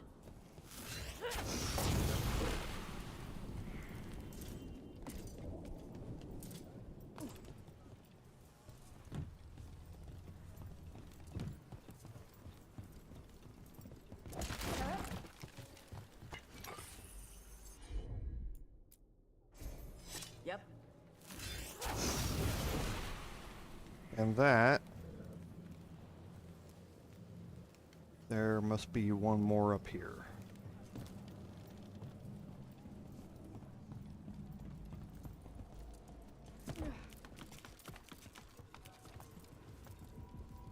No, there's not. I remember where that is.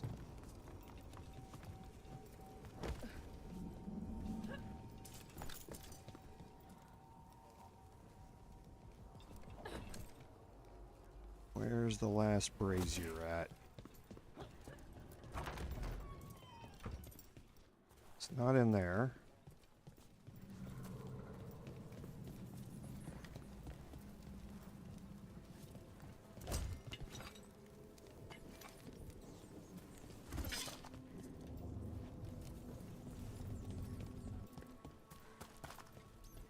There's always one.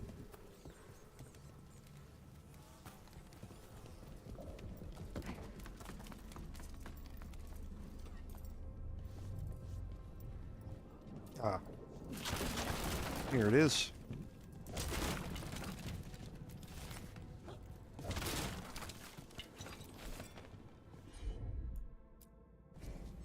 Taash, you got this? And now that gate below us should have opened. And it did.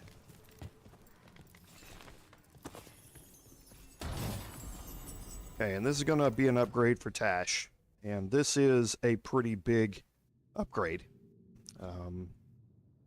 I don't care for Taunt very much, but it does work. It's really a huge increase in both physical damage and stagger.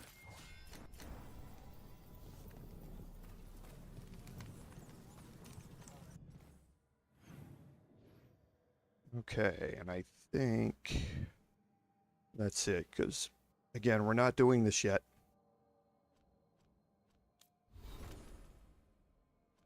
I think Taash has some skill points. She does.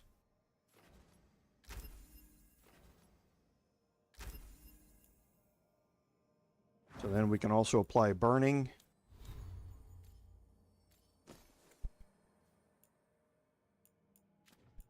And these are all just the things that we just picked up.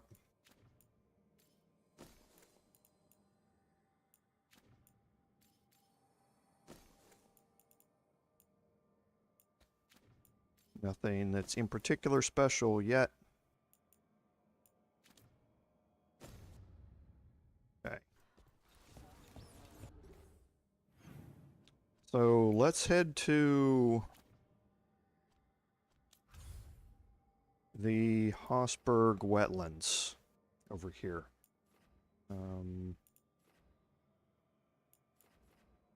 We can't do the the Warden Gray's final repose yet. That will unlock a little bit later. We don't want to do the main quest line here, or the main quest line here, something wrong, but we can do some other things here on the Hossberg Wetlands.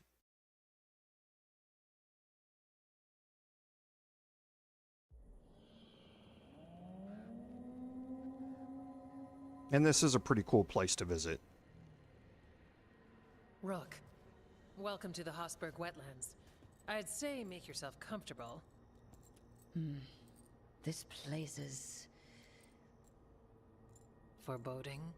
Yes. Well, foreboding is normal here, but it's worse than usual. The Blight's always a problem in the Anderfells. It's not strange to find a corrupted patch of forest or swamp. What is strange is the sudden surge of blight through the Hossberg Wetlands. Much like the village you found, the blight here struck too quickly, and in strange forms. It's choked the whole area, and the local village, Lavendel, was caught in it. But they're survivors. We can be grateful for that. If there was a place that needed wardens... then here we are. As far as we can tell, the gods you're chasing weren't here directly. If the Blight's really changed, then the changes are widespread. As for how much... I can almost sense something in there. Another sound under the Blight's usual song. Stories say wardens sense blight. I never thought it was literal. It happens when you join the Order. But that's more than I should say. When we met, you tried to block the sound out. Now you hear too much. If it helps, that's what we're here for. Become a warden, hear the blight. And people assume crow initiations are intense. I assumed they were murderers. Oh, I walked into that. So what's the plan? We heard rumors of the surge here and volunteered to investigate. The first warden expects a report. Soon. If we want proof the Blight's changed, then this place is where to find it. But the way the Blight left the village, we've had our hands full just keeping it back and helping the sick. You need more to study. Yes. The odd growths the Blight has formed, like boils, they surround Lavendel. I need more samples.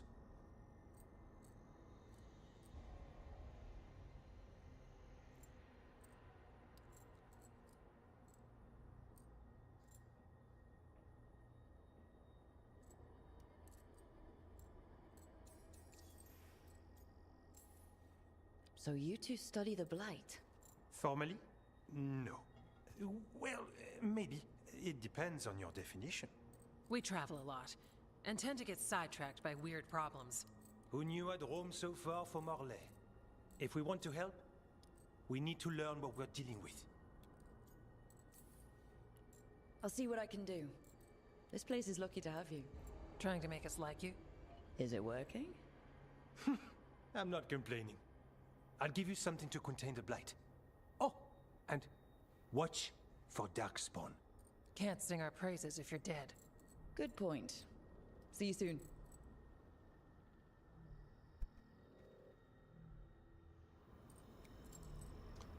Okay, so now we've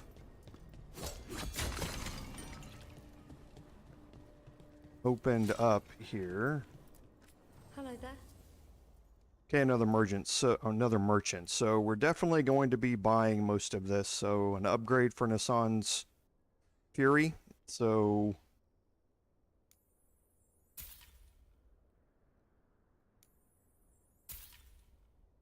Warden's Key is going to get us into the resistant portion of those upgrades.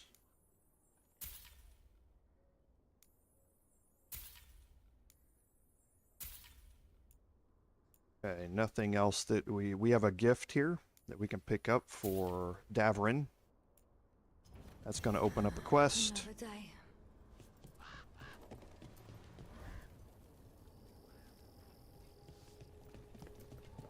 Okay, now the Hossberg Wetlands Let's find those boil samples. Looks like there's caves on the is far side of the village. We can start there.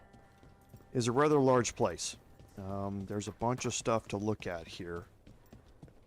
So first we're going to kind of take this a little slow here in this first area.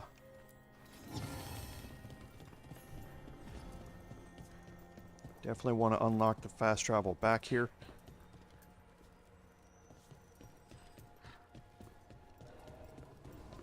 Okay. Now let's head out into the main area, and there's, like I say, it's a rather large open area here to deal with, so if you can kind of deal with it systematically, you're better off when you're exploring this.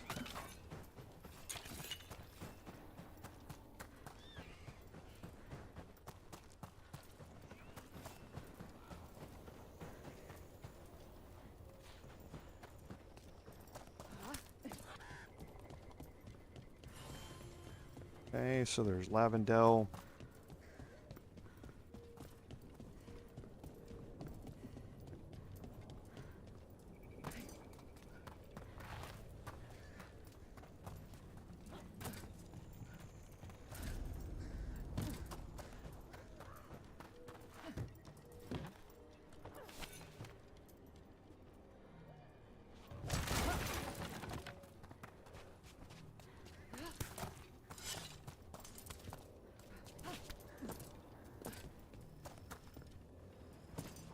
Okay, and the first side quest you're going to pick up is here.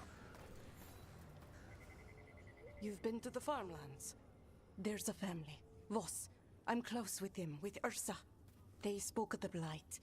The Blight. Before all of this happened. They knew. But if they knew, why aren't they here? If I find anything, I'll let you know. Okay, and that's going to give us the Only an Echo quest. This we won't open for a bit. Huh. Something's blocking. But again, trying to be systematic about how you explore here so you don't miss any areas.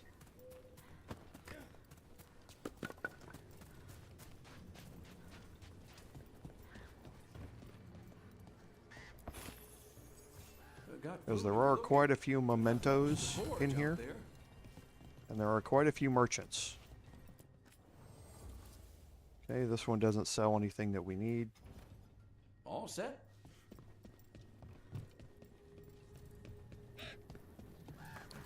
Lavendel Village. So now I want to head Whatever back over happened to here this looks like side a on the nice same crossing. level And yet, life remains. as where we picked up the side quest.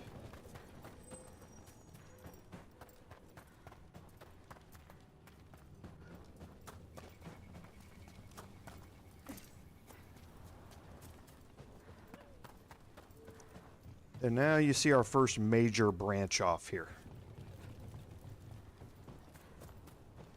Okay, so we're going to continue exploring here inside the village.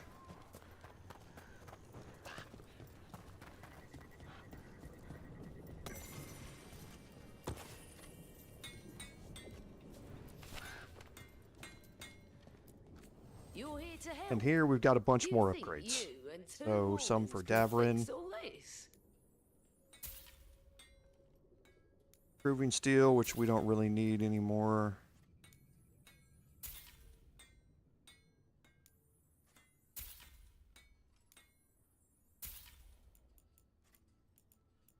Okay, and then just some appearances, which I don't care about. Got what you need?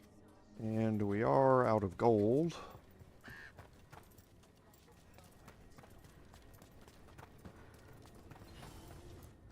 The trees from the wetlands are unique. We've had lumber imported. It's not the same. Okay, let's upgrade Neckbreaker here.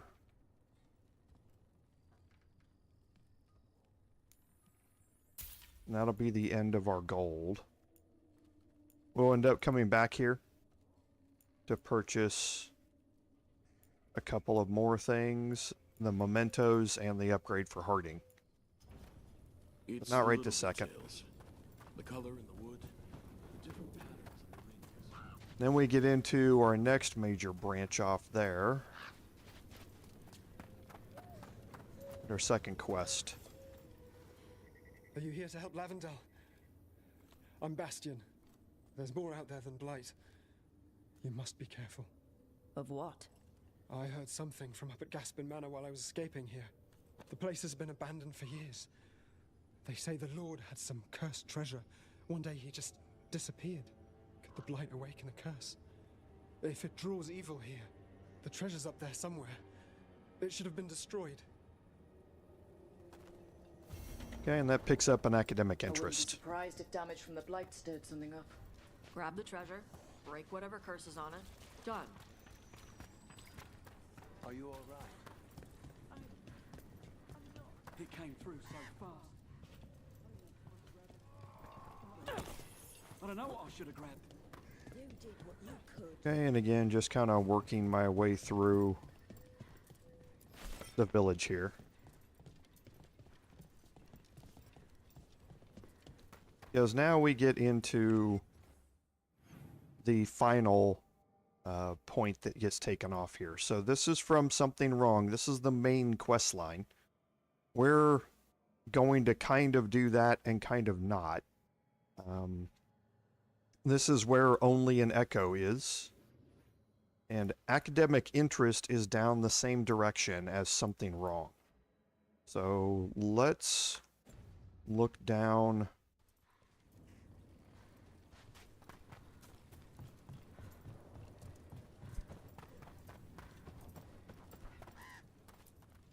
You've come a long way. If you want a short drink, you let me know. Look down here first. So I'm pretty sure this is the way back. Yep, this is the way you come back from the main quest line. So we're gonna head over here to Only an Echo.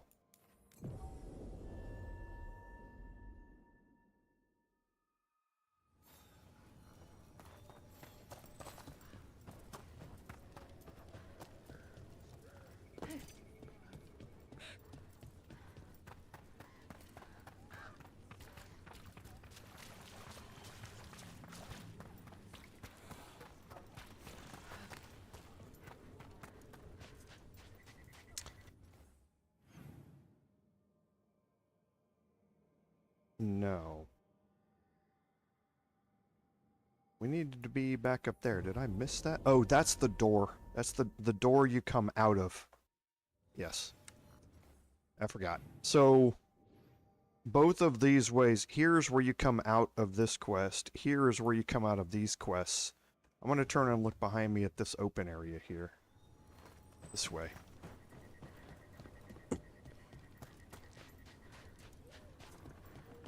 Because this has a puzzle in it.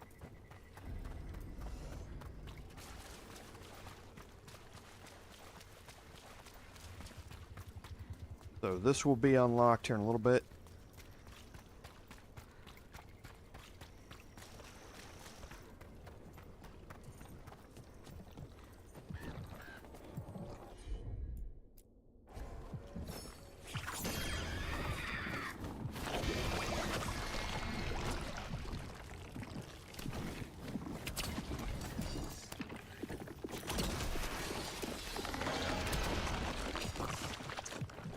Almost got it in time.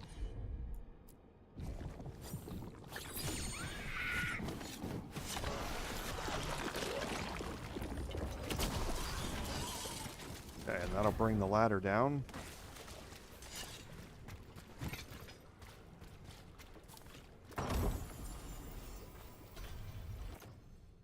Okay, now the reinforced binding is getting up there. The +1 revival charges, we haven't needed a revival in a while, but having it is really nice for now. The 30% duration cooldown of the healing cooldowns for companions is really, really nice. But these two belts we'll be swapping back and forth with once we get to the end game. And... oh yeah. So, these statues, this is a new mechanic. You have to point the statues at the correct braziers, which when you do will light up green. So you have to find which way to point them. So that statue's pointed at that one, but it's not lit up. That does light it, and this one, you can see that there's...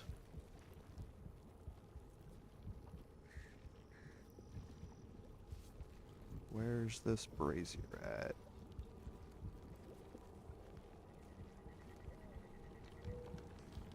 Out there somewhere.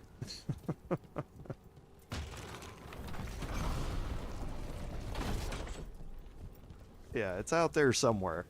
Because that's what unlocks this gate.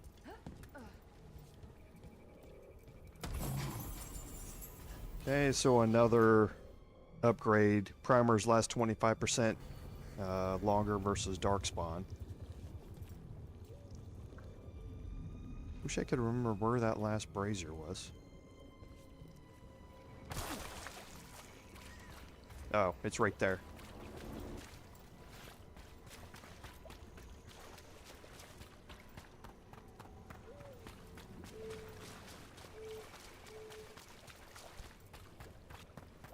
And this one here,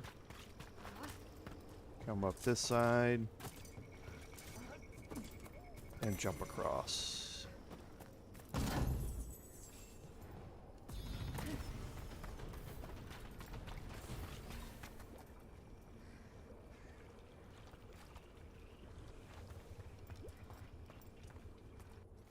Okay, so this area, again, I think is all tied in down here. I don't think there's a way in here. This is the way down, I believe, from that stairwell. Or that stair. Okay, so now we can head back to one of the main areas. But first, let's drop our skill point in here and get an upgrade to our control abilities.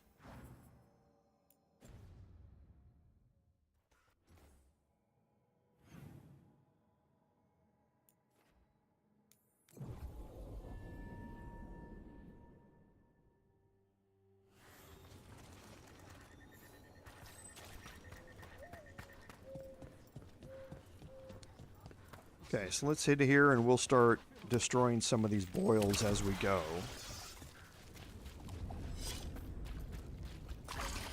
This is part of the main quest line. Guessing they'll need more than one. Multiple samples improve the accuracy of any study, unpleasant though the gathering process may be.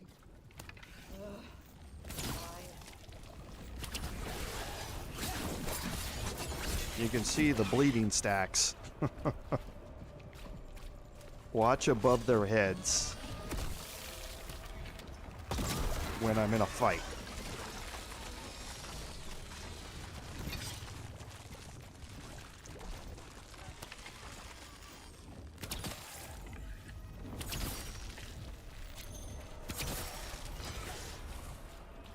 And watch how quickly I build up bleeding stacks and how much damage that does. Got the sample. Ugh.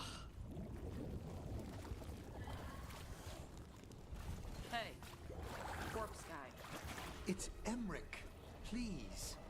I heard Navarra has lots of dragons. You ever see a Wildervale spitter? I can't. Okay, so we might as well, since we're here, deal with the manor. Say that I have. You know it can breathe fire. I haven't done this one in a while, but it takes a while to figure out all of the... The fire breath is actually just the poison gas. burns when the dragon breathes. Most dragons always ignite all of the crystals. This better special for being able to choose when to light it up.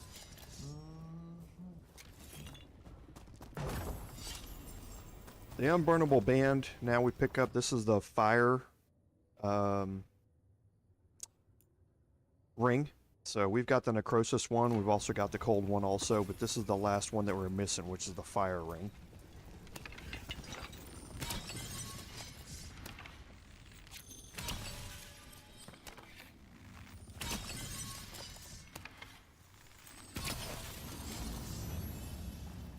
Venatory barrier crystals. Whoever came this way didn't want to be followed.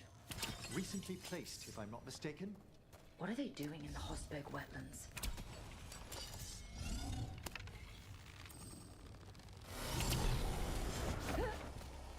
If you're not familiar, these crystals have an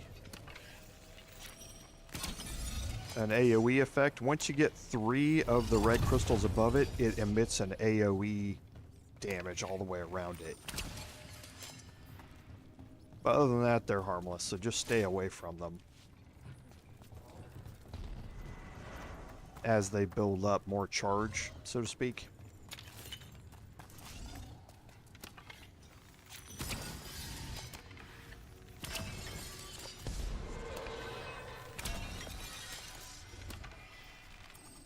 Let's leave that for now. I want to explore this other side. Okay.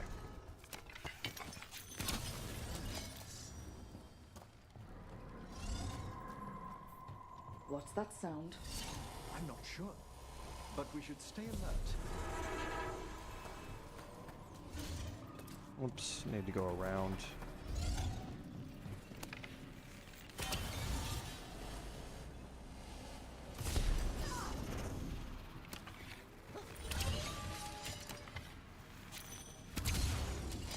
And that's just how you slow down the timer, is by shooting those crystals. If you're in an area where you can't get away from it, just shoot the small crystals to redo the timer.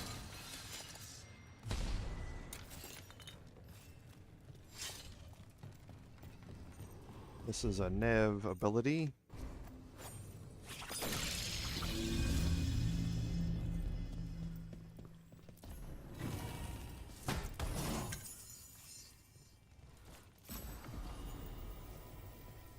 I believe that's an upgrade. Oh no, that's just regular cold steel. So this is my cold damage weapon here. It gets really nice later on when it can apply frozen in certain instances, and frozen is overpowered. Okay, now we're going to get into some fights in here.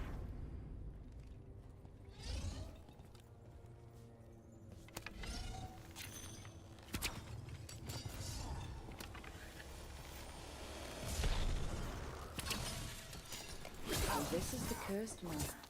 Let's see what it's hiding. See the bleeding stacks? And now I don't have to, I can just build up bleeding stacks to a point where I can just let them go and not fight them. Treasure belongs to the Venatory. And they'll die just from the damage over time.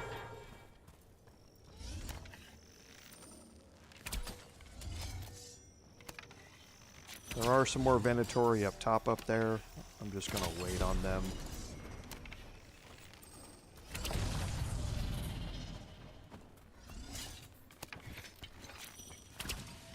Okay, because now I have to go up there and kill them to get to the other set of crystals.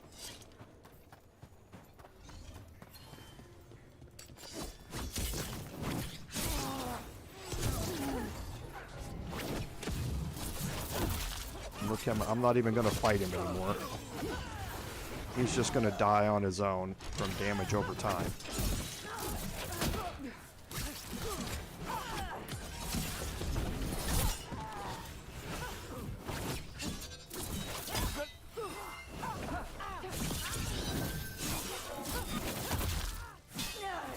And again, I'm going to leave him.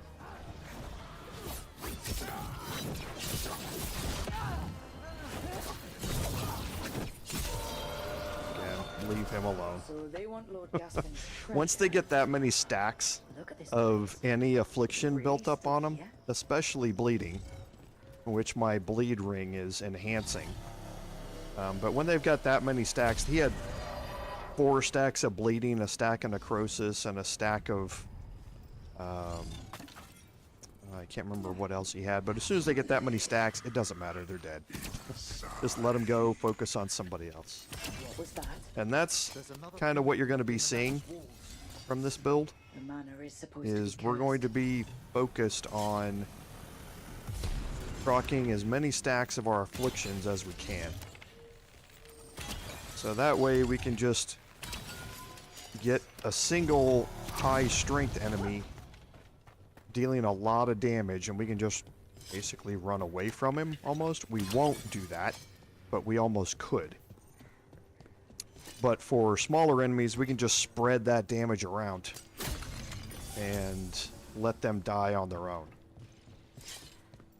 Now I need to get in here. What lies below? What lies? Huh. Anyone else suddenly thinking about A cellar. The longer we're here, the more this being craves our attention. It does, and it's an oh yes, I forgot this. And it's an interesting fight. So again, the same mechanic. Point the statues toward the unlit braziers.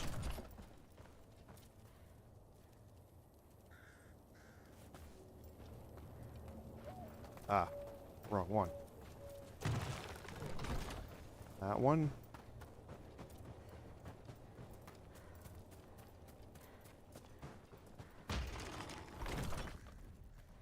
That's not that one, it's this one up top up there.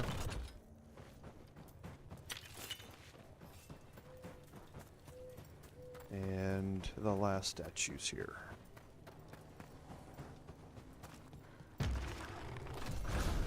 And that should unlock the door up there.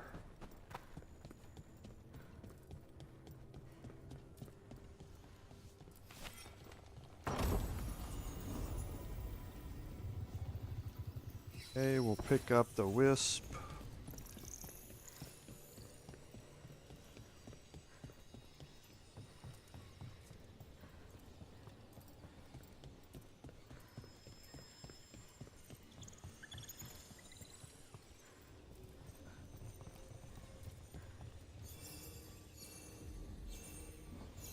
He's going to end up going back.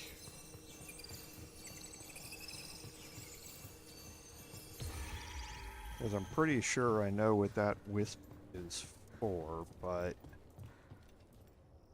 we'll go in here first. I can jump across that. Whoops. And I jumped off instead. Nice. Well done.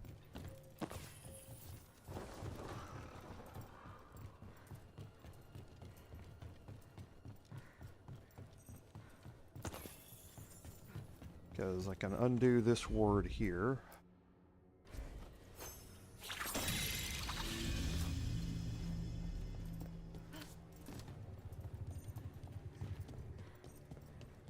Yep, there's where I need the wisp before, is right there.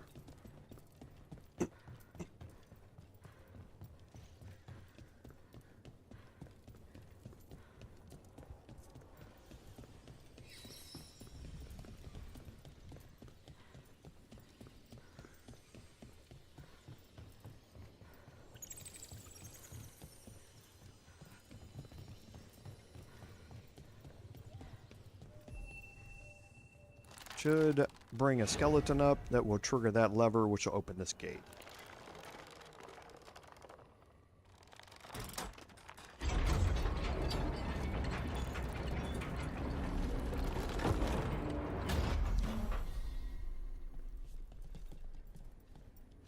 And that's going to get me into this back area back here.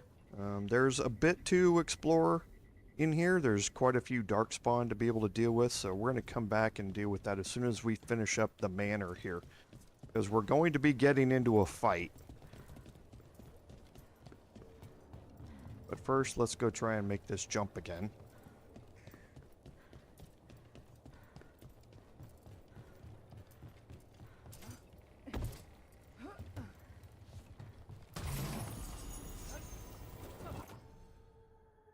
Okay, and this gets not an upgrade here, but they apply vulnerability to fire damage instead of taunted,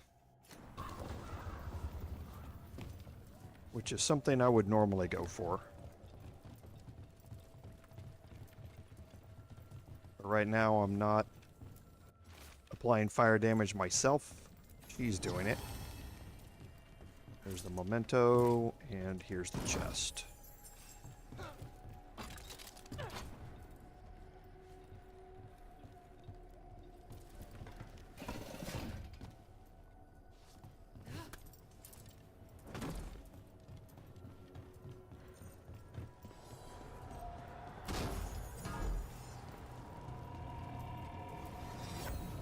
And this is going to be an easy 100 health. These are all just spaced around inside here.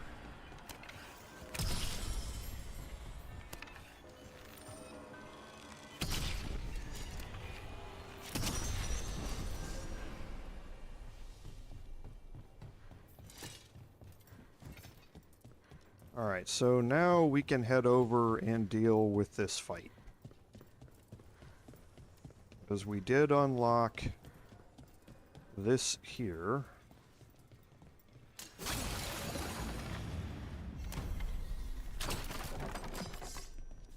Okay.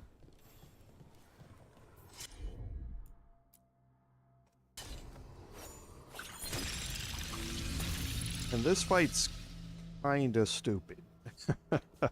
And you'll kind of see why. Because I can't believe it takes place here. Of all places, I'm going to try and drag this fight out of here. The cellar. Stay on guard. Because there's absolutely no reason to have this fight in such a confined space. There just isn't. Okay, so they're all talking about not being able to get through this door. Research notes.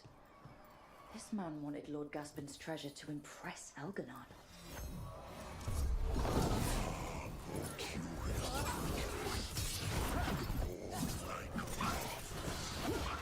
Oh, now I see why. Can I... Yeah, I guess I don't have a choice here.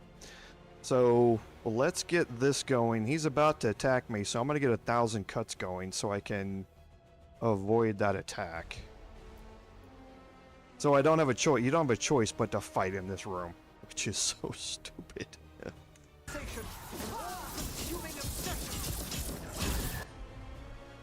Okay, so now we will apply Overwhelmed and detonate it.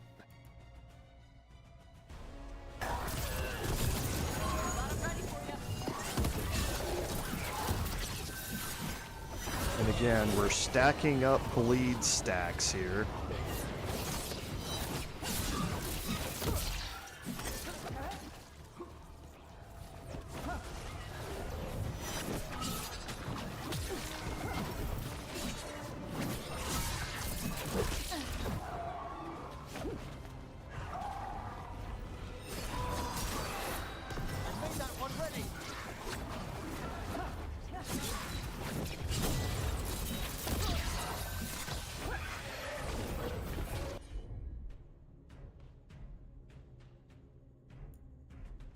So we'll apply weekend and we'll detonate that.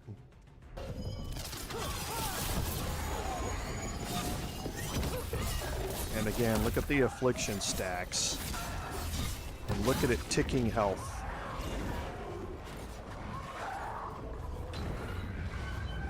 See? I didn't even have to fight it.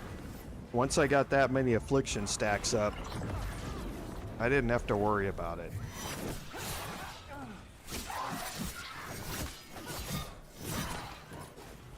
Oh, come on, get out of there. Yeah, see, I'm not even going to have to fight it. I'm just going to let it tick down. You see? I don't even have to fight it. That's what Cordova's Toothpick does. A powerful spirit at that. I'll write to the Morn Watch about it. Let's look around. Hey, and that's going to be an upgrade for her dragon axe. Because when we get to dragons, fighting dragons, we will absolutely be taunting them. This writing is old. If it was Lord Gaspin, whatever he thought was back here, it wasn't it. Okay, and again, an upgrade for Griffin's Talon. So the armor damage version here. Enough. He found a demon, or became the one we met. If the demon was the curse, at least we've kept it away from Lavendel. Once we're done, we can let Bastion know. Okay, so now we've finished up this side quest here.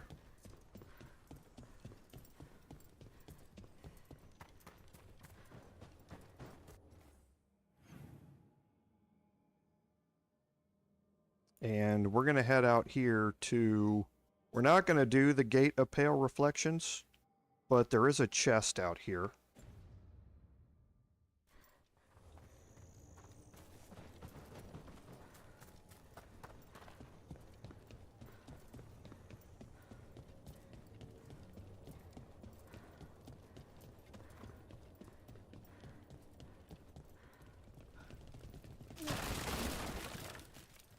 Almost forgot this one.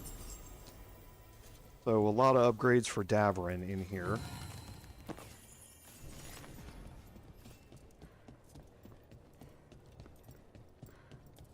Okay, now this has one of the most frustrating things in it I had ever encountered in a video game.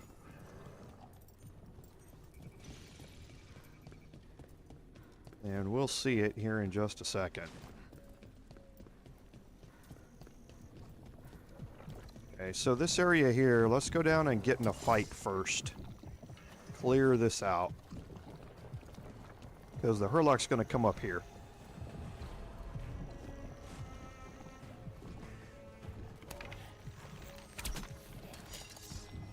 So let's bring him up here.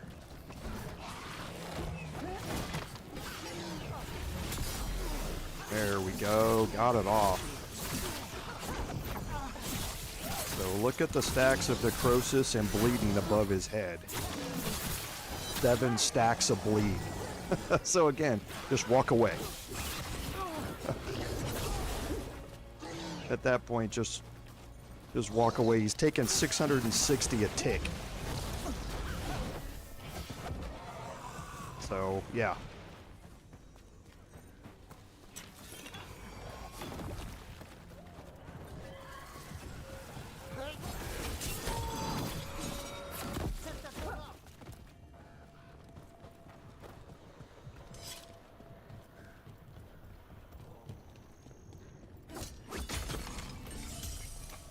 Alright, so this area here is annoying because let's go back up top here.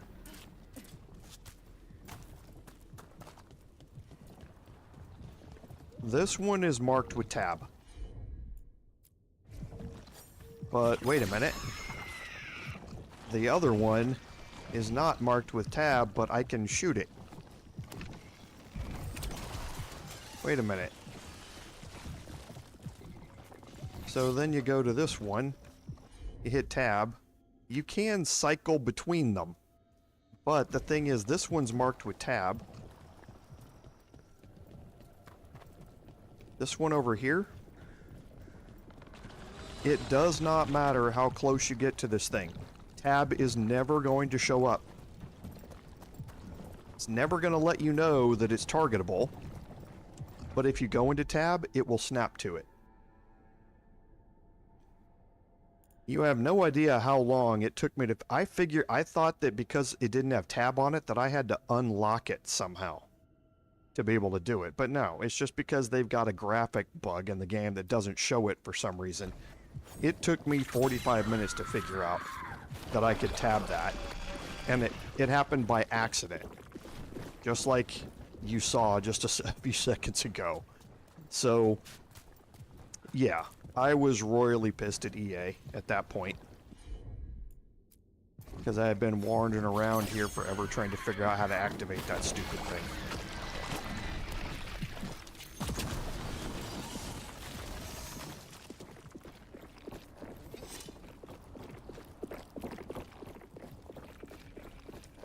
Okay, so I'm gonna wait for this one to come back.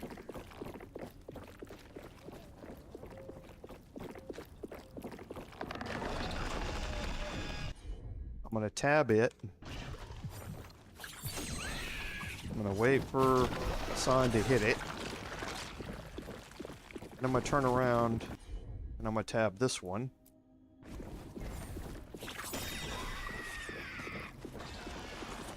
And now that should activate this.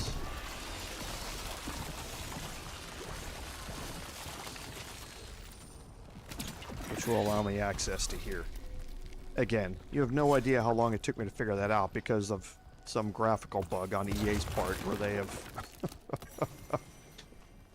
where they have not shown the tab icon above something.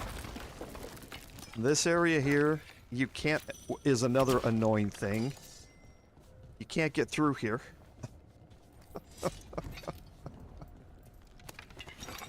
You have to shoot the top part too. Again. I sat there and looked at this and was like, what? Do I have to jump from up there somehow? It was a whole thing. It was an incredibly it was so frustrating that as soon as I figured it out on my own, I went to bed. I was like, nope, I'm done. So this Blight Cyst has a champion in it. It's level 35. You can see beside the health bar. So not doing that one.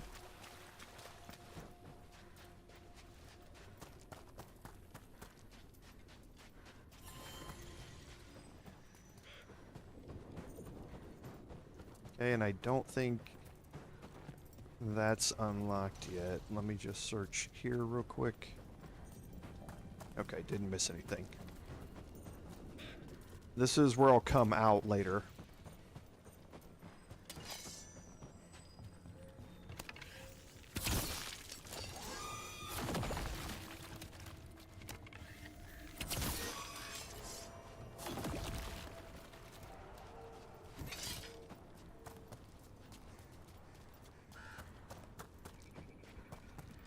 Okay, and this one I still haven't figured out. Arrows don't go in there.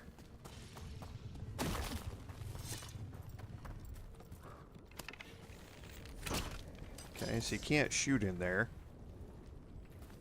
So maybe it's just inaccessible. But I thought there was something in there. Yeah, maybe it's just inaccessible. But I haven't figured out how to open that one yet. I could go look at guides for some of this, but I tend not to. I tend to try and figure out things on my own as much as I can. Yes, Taash? You smell like a lot of stuff. I bathed just before we set out. Yeah. The stuff you shave with smells like potash. Also moss perfume with flowers.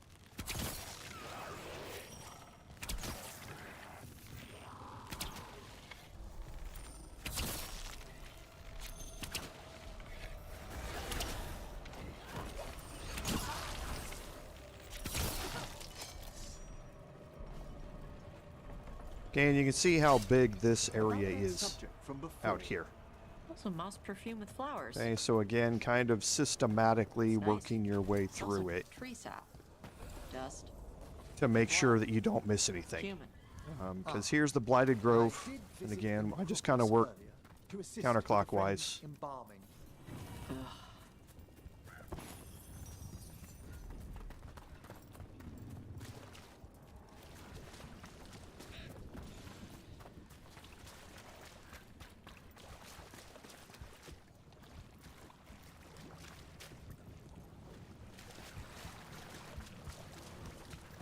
That's the way back over there.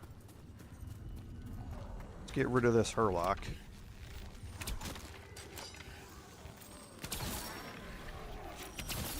See if we can get rid of his armor before he even gets here. Or maybe we can just kill him before he gets here.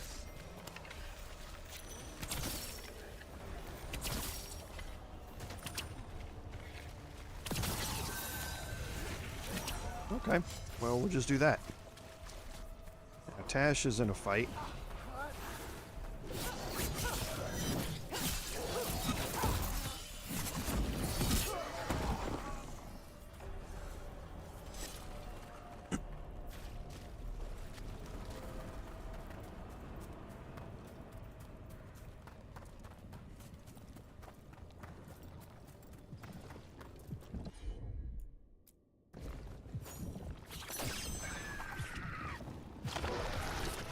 Should open.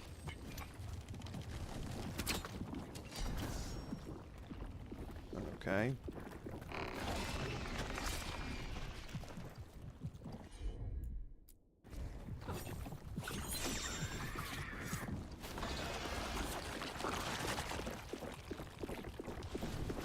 I think it's over there.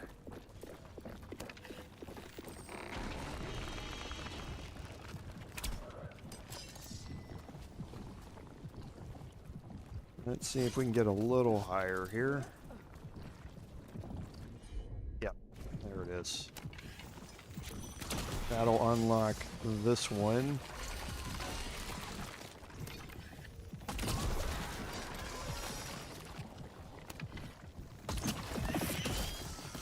This is for up there.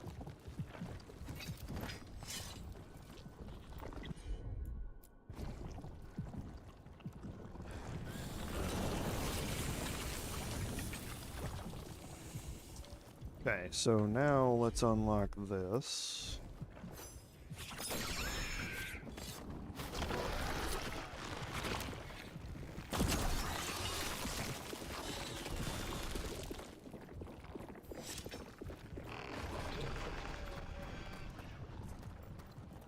And the other one.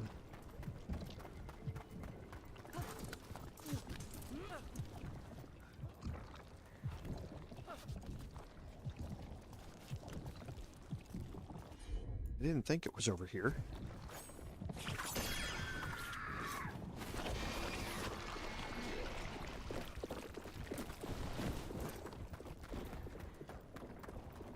It's right there. Got it. Just gonna unlock this. This gets me access to the chest. Trees shouldn't look like that. They should be full of birds and squirrels and crap.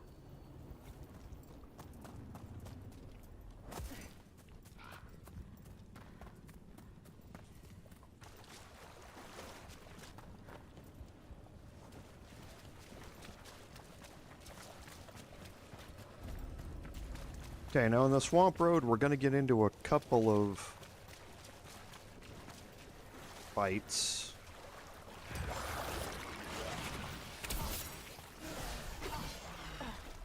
Come on, come at me. There we go.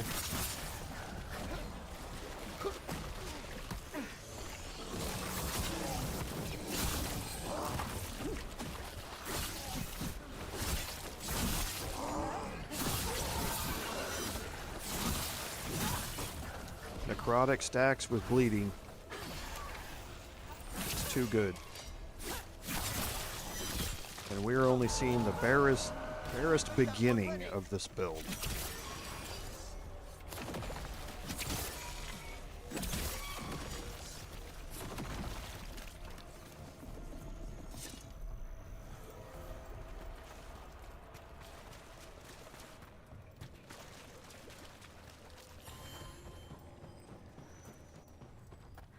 Okay, this isn't opened yet. And I don't think...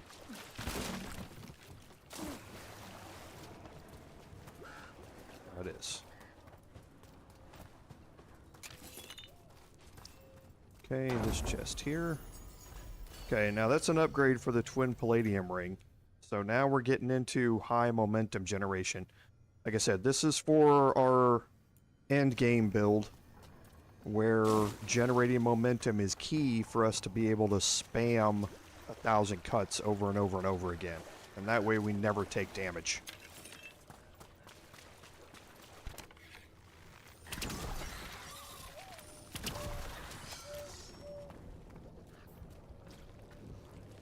again. No tab showing up. Shows up after I've already raised it. And this is the backside of this.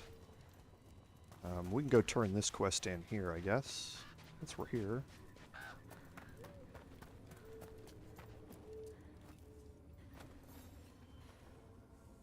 Rook! Always good to see people return. Means they're still alive. We went up to Gaspin Manor.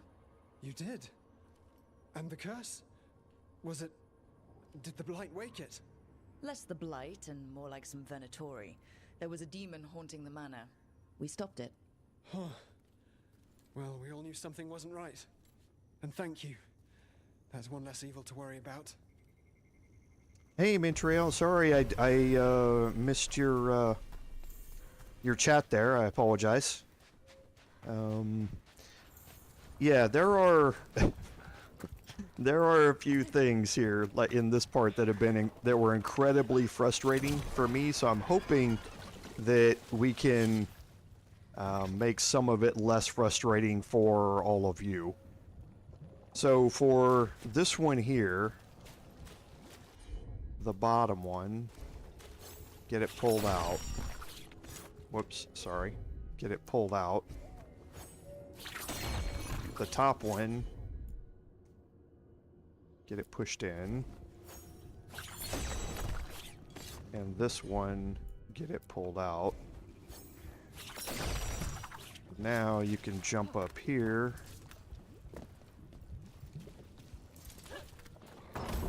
And have access to this. Okay, so that's an epic upgrade for our belt. So this is the physical damage belt. Applies bleeding to nearby enemies on potion use. A 10% radius on the potion effect. So getting rid of the revival charges, which we'll be able to get one back when we swap over to Harding, getting back in our party, would allow us to apply bleeding in an AoE around us whenever we use a potion. This belt really comes into effect when you do this last one.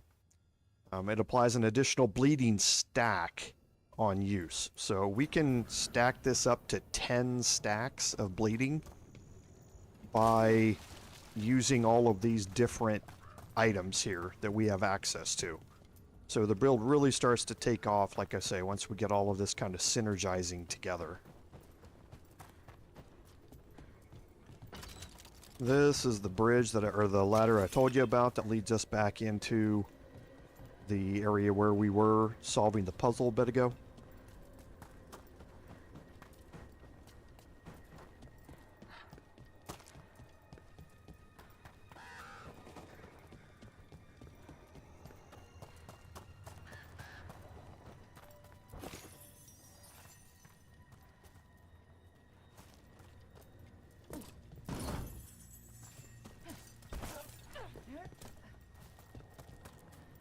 And now we'll head up.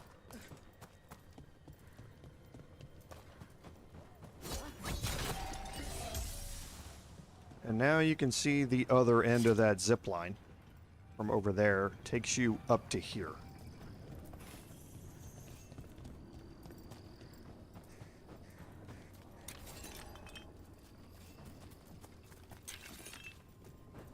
And there's a memento here we can collect.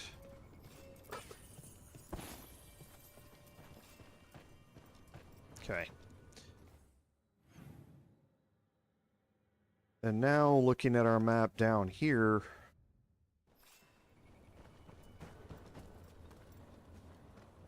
that way is not going to be available. That's the back way where we come out of that.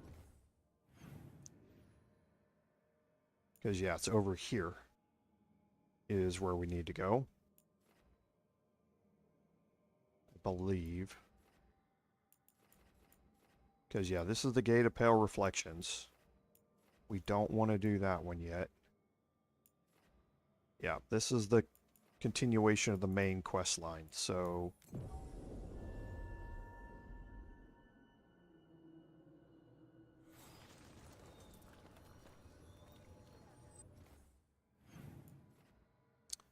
It's behind us.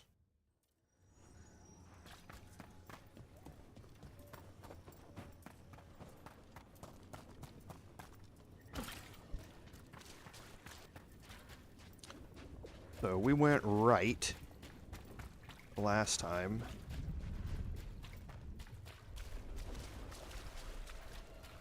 Okay, so right's still closed off, or left is still closed off.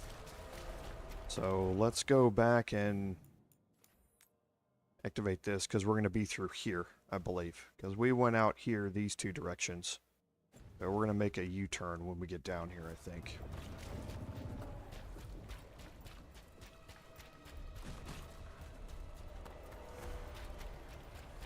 Yep. Listen. I'm going to let somebody get up here.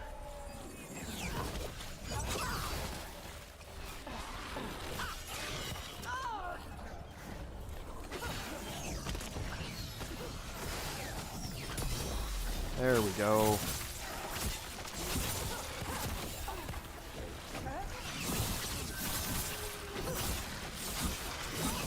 All right.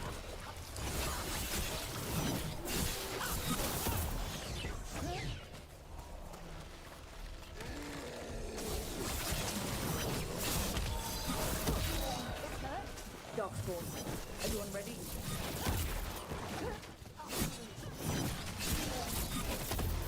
Now, you need to be careful not to hit the blight cyst. But I stacked up bleed, so he should die on his own. Yeah, you don't want to activate the blight cyst. If you release that demon in the middle of that fight, things go really south really fast.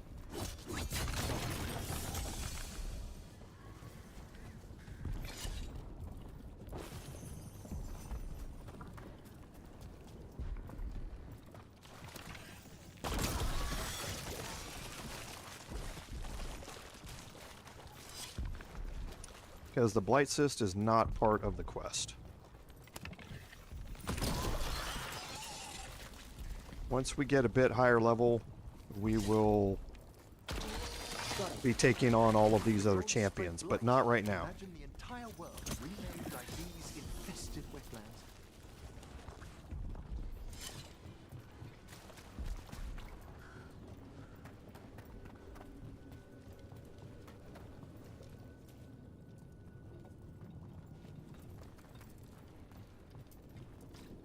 Oh, that's here. That's not unlocked yet.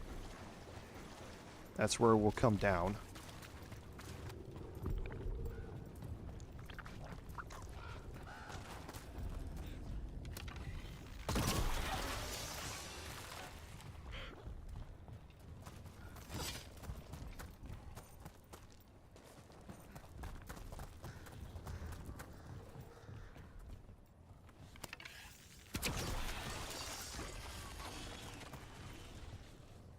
Okay, now there's going to be a couple of things in here. We're actually going to get a new quest that's going to pop up here in a second as well. I see we've company.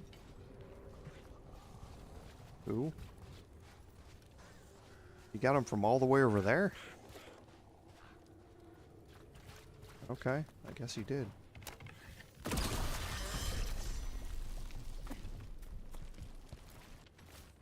Okay, so this talks about the well. Digging over the same areas. What was he searching for? Stupid way to dig if you really want to find something. Oh, it's this guy.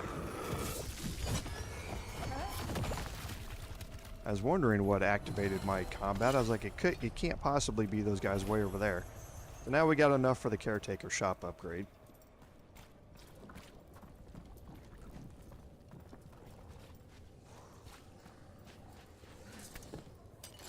Eyes up.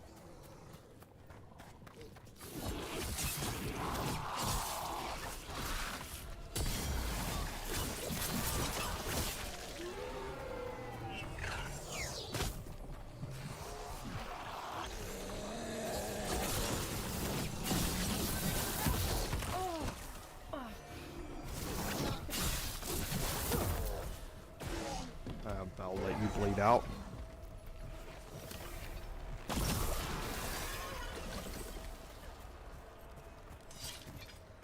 Okay, and the well here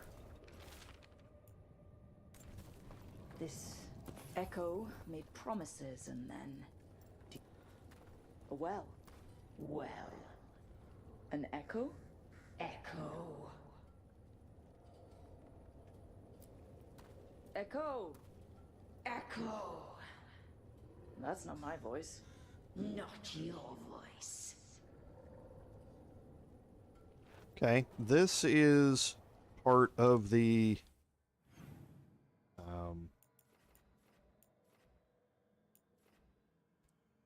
Only an Echo quest, which we can now go ahead and finish up while we're here.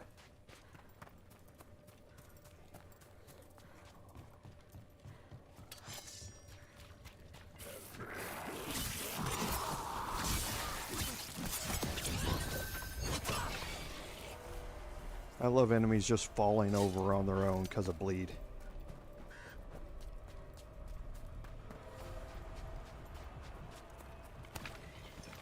Afflictions in this game are borderline broke. They really are.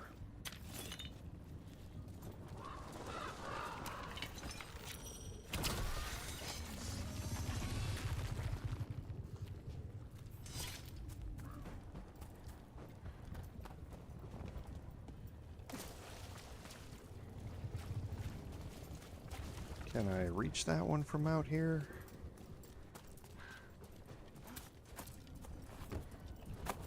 No, I've got to unlock this one first.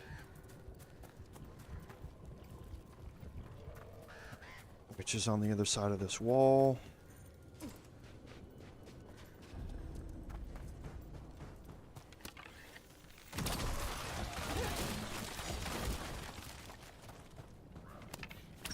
Oops.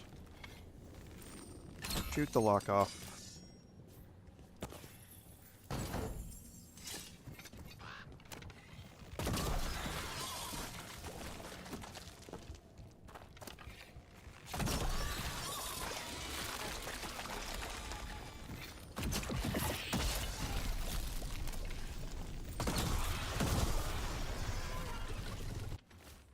Okay, you learn more about the village here that you're in, and now you can cross over here. They might have left more behind.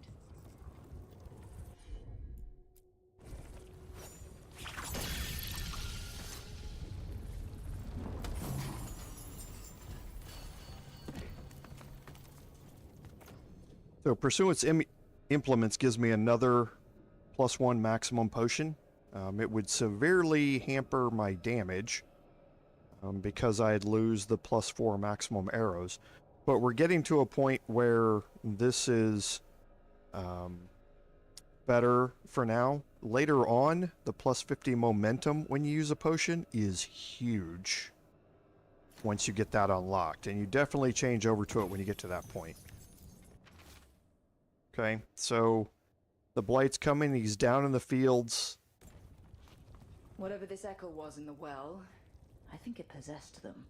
The more people go near it, the more it gets in their minds. It didn't want the people to leave. It fed off the cycle of their routines. That journal mentioned clearing boards from the well. It was sealed away once. Check out the ballista. Could be useful. Let's go turn off the well, though.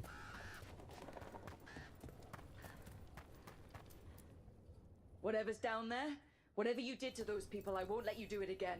We're sealing the well. Sealing.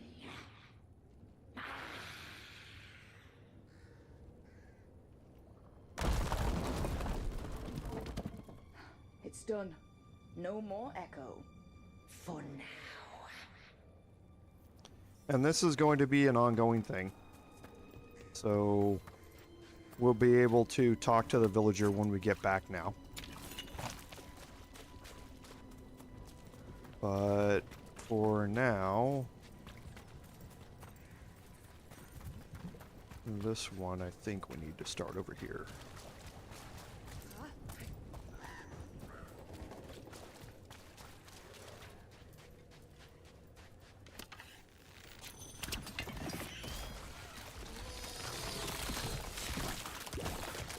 Okay, so let's go here real quick, and you can see what this unlocks. This is the right-hand side, or the left-hand side of that branch that has always been locked off.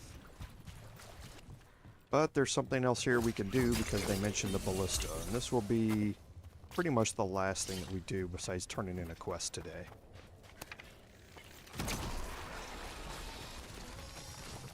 Because this is...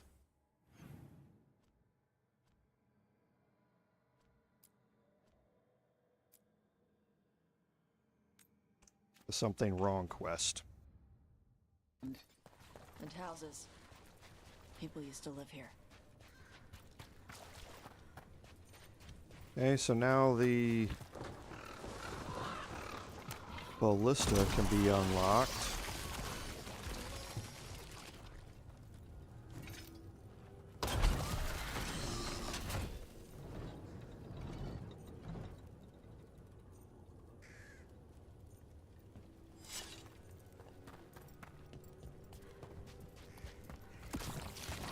And that's going to open up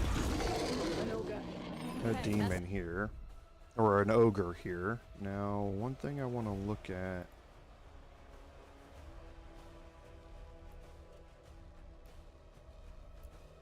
Okay, well, let's drop that. The blight boils made it mad. We need to stop it.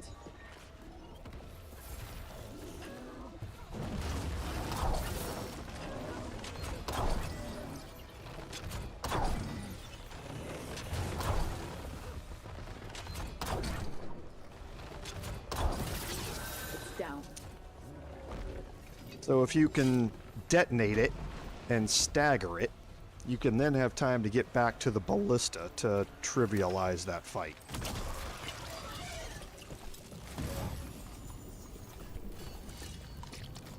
And another sample. That must be enough for an analysis. Yeah. Let's get back to Edgar and Antoine.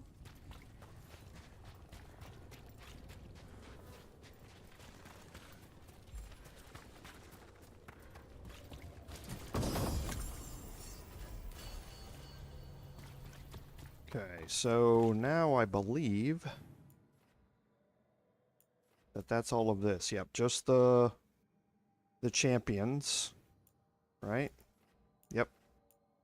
Just the 2 champions left, so let's head back. We'll turn in only an echo first.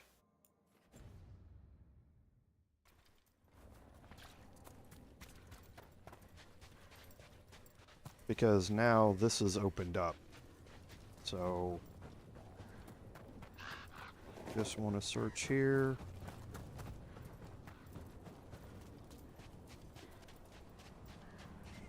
Light gummed up the entrance. I think we can cut through. Because there's the door. Those 2 big double doors I told you when we'd be coming out, this is where they are.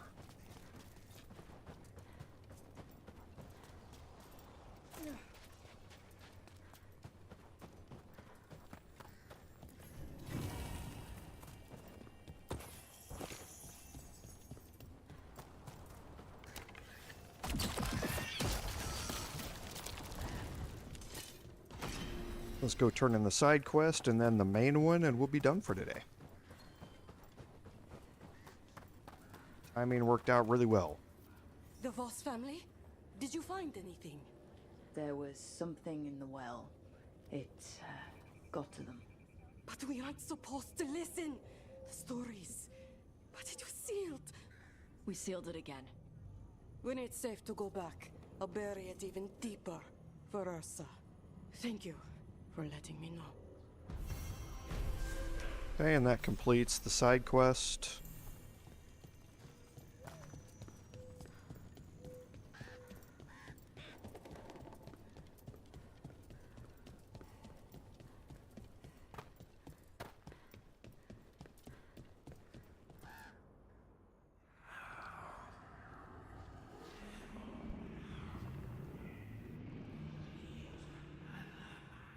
Antoine? Antoine! Yes?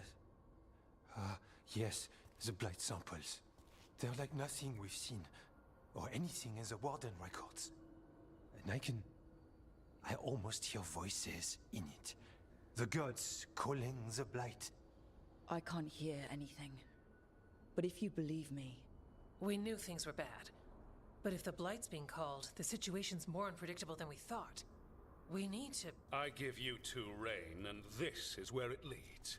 Chasing Rook's lies. First, Warden, Stay away from the Blight and the Wardens. How many times must you be told?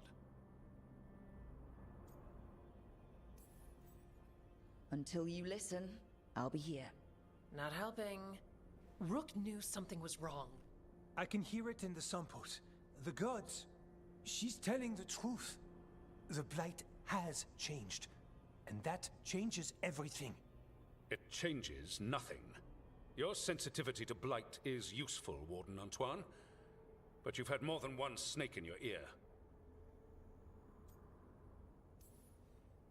Why listen to the experts?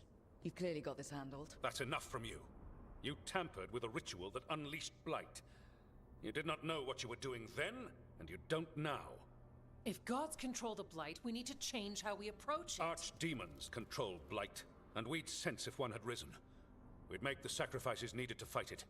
But we... The blight has increased. Now is not the time to lose focus. Wardens Evka and Antoine, are you sworn to combat the blight? Yes, but... Then report back to Weishaupt and do so. That went poorly, even for a talk with him. Officers, man. It's my fault you're in trouble. He's never really liked us. So much for convincing the Wardens. We can't give you the order, but you have us. We'll keep tracking the Darkspawn and the Blight. We'll do what we can. And if we learn the gods' plans, you will too.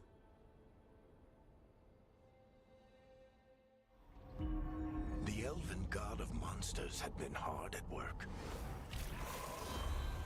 She'd taken the Darkspawn and made them so much worse.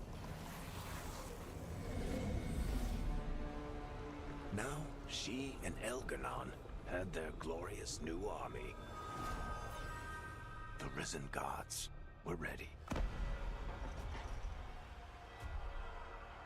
And they had just the target.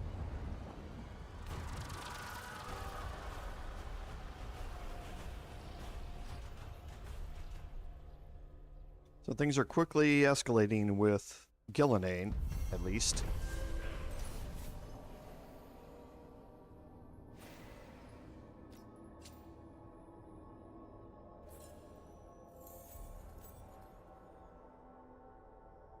He finally agrees to meet for a report, then he all but calls you a liar. I think you were included in that. Thanks. Okay, so let's take a look at our skill points. Both of these are still locked behind our next level, level 30. But we are going to be working on, we'll start with Shall We Dance. This will grant us bonus damage, stagger, and grants adrenaline. And then adrenaline here, we can stack it up to 3 times, increasing its bonus damage and chance to interrupt enemies. So these two synergize with each other once we get there. And both of these sides are going to be useful. Your charged attacks now consume momentum and deal 25% more damage and stagger. This is the only one I think that we won't pick up out of them, because we want to keep our momentum up. This balance flow is huge. Deal up to 30% more damage and take up to 25% less damage relative to your current momentum. So if we don't use our skills and our momentum stays up, then we can deal up to 30% more damage and have 25% damage resistance. So that's kind of where we're going with this. We are going to be doing a complete respec once we get to about 35. To focus on some different things and to optimize how this tree went out. But we want to get these two unlocked. That will get us at 30 and 31. We want to get up here 32 and 33. And then 34 and 35. Once we get to that point, we'll do a respec on the tree, and you'll really start seeing the build kind of start to come together at that point. But for now, I don't need the resistance. I don't need decisive finale. I will take the necrotic damage, because now I'm getting much better at triggering necrotic blades. So Davrin's had some upgrades. We'll look through these next time. So yeah, overwhelmed he applies, so we definitely want to do that. Actually, we'll just go through them real quick right now. I can go a little bit long today. So I think the vulnerability to fire damage is still best.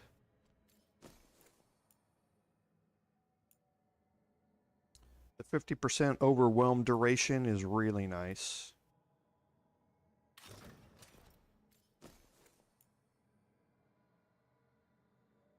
I like his weapon being fire damage. I don't use taunt very much yet. I'll have him along when we deal with dragons, though, because taunting a dragon is really nice. So Emmerich has a couple of skills. We've already maxed out our apply weekend here.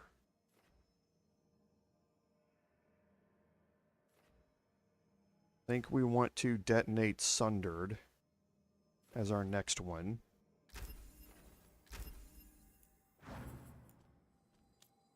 And then Taash.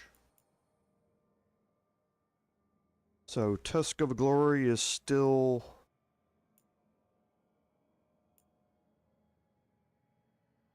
the best here. I do kind of like this for the ability. Well, I mean, I can re-enchant that, but nope, that's all fine there. So, and then for me, just picked up a few things that I'm not going to change out of Cordova's Toothpick for. When we get back to the lighthouse, we'll enchant that.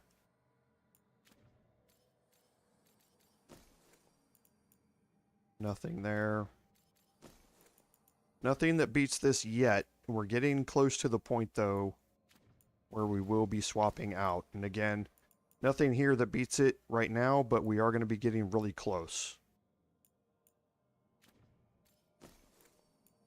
This is going to be good for a bit, but we're going to end up changing to Heart of Andraste fairly quick, because the enhanced damage is from adrenaline. If we're triggering adrenaline, we're going to gain extra duration, damage, and we gain adrenaline on takedown, and since we can then stack it up to 3 times, that's where that's going to come in handy, but not this exact second.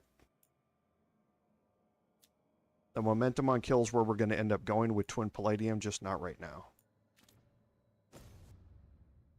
Okay.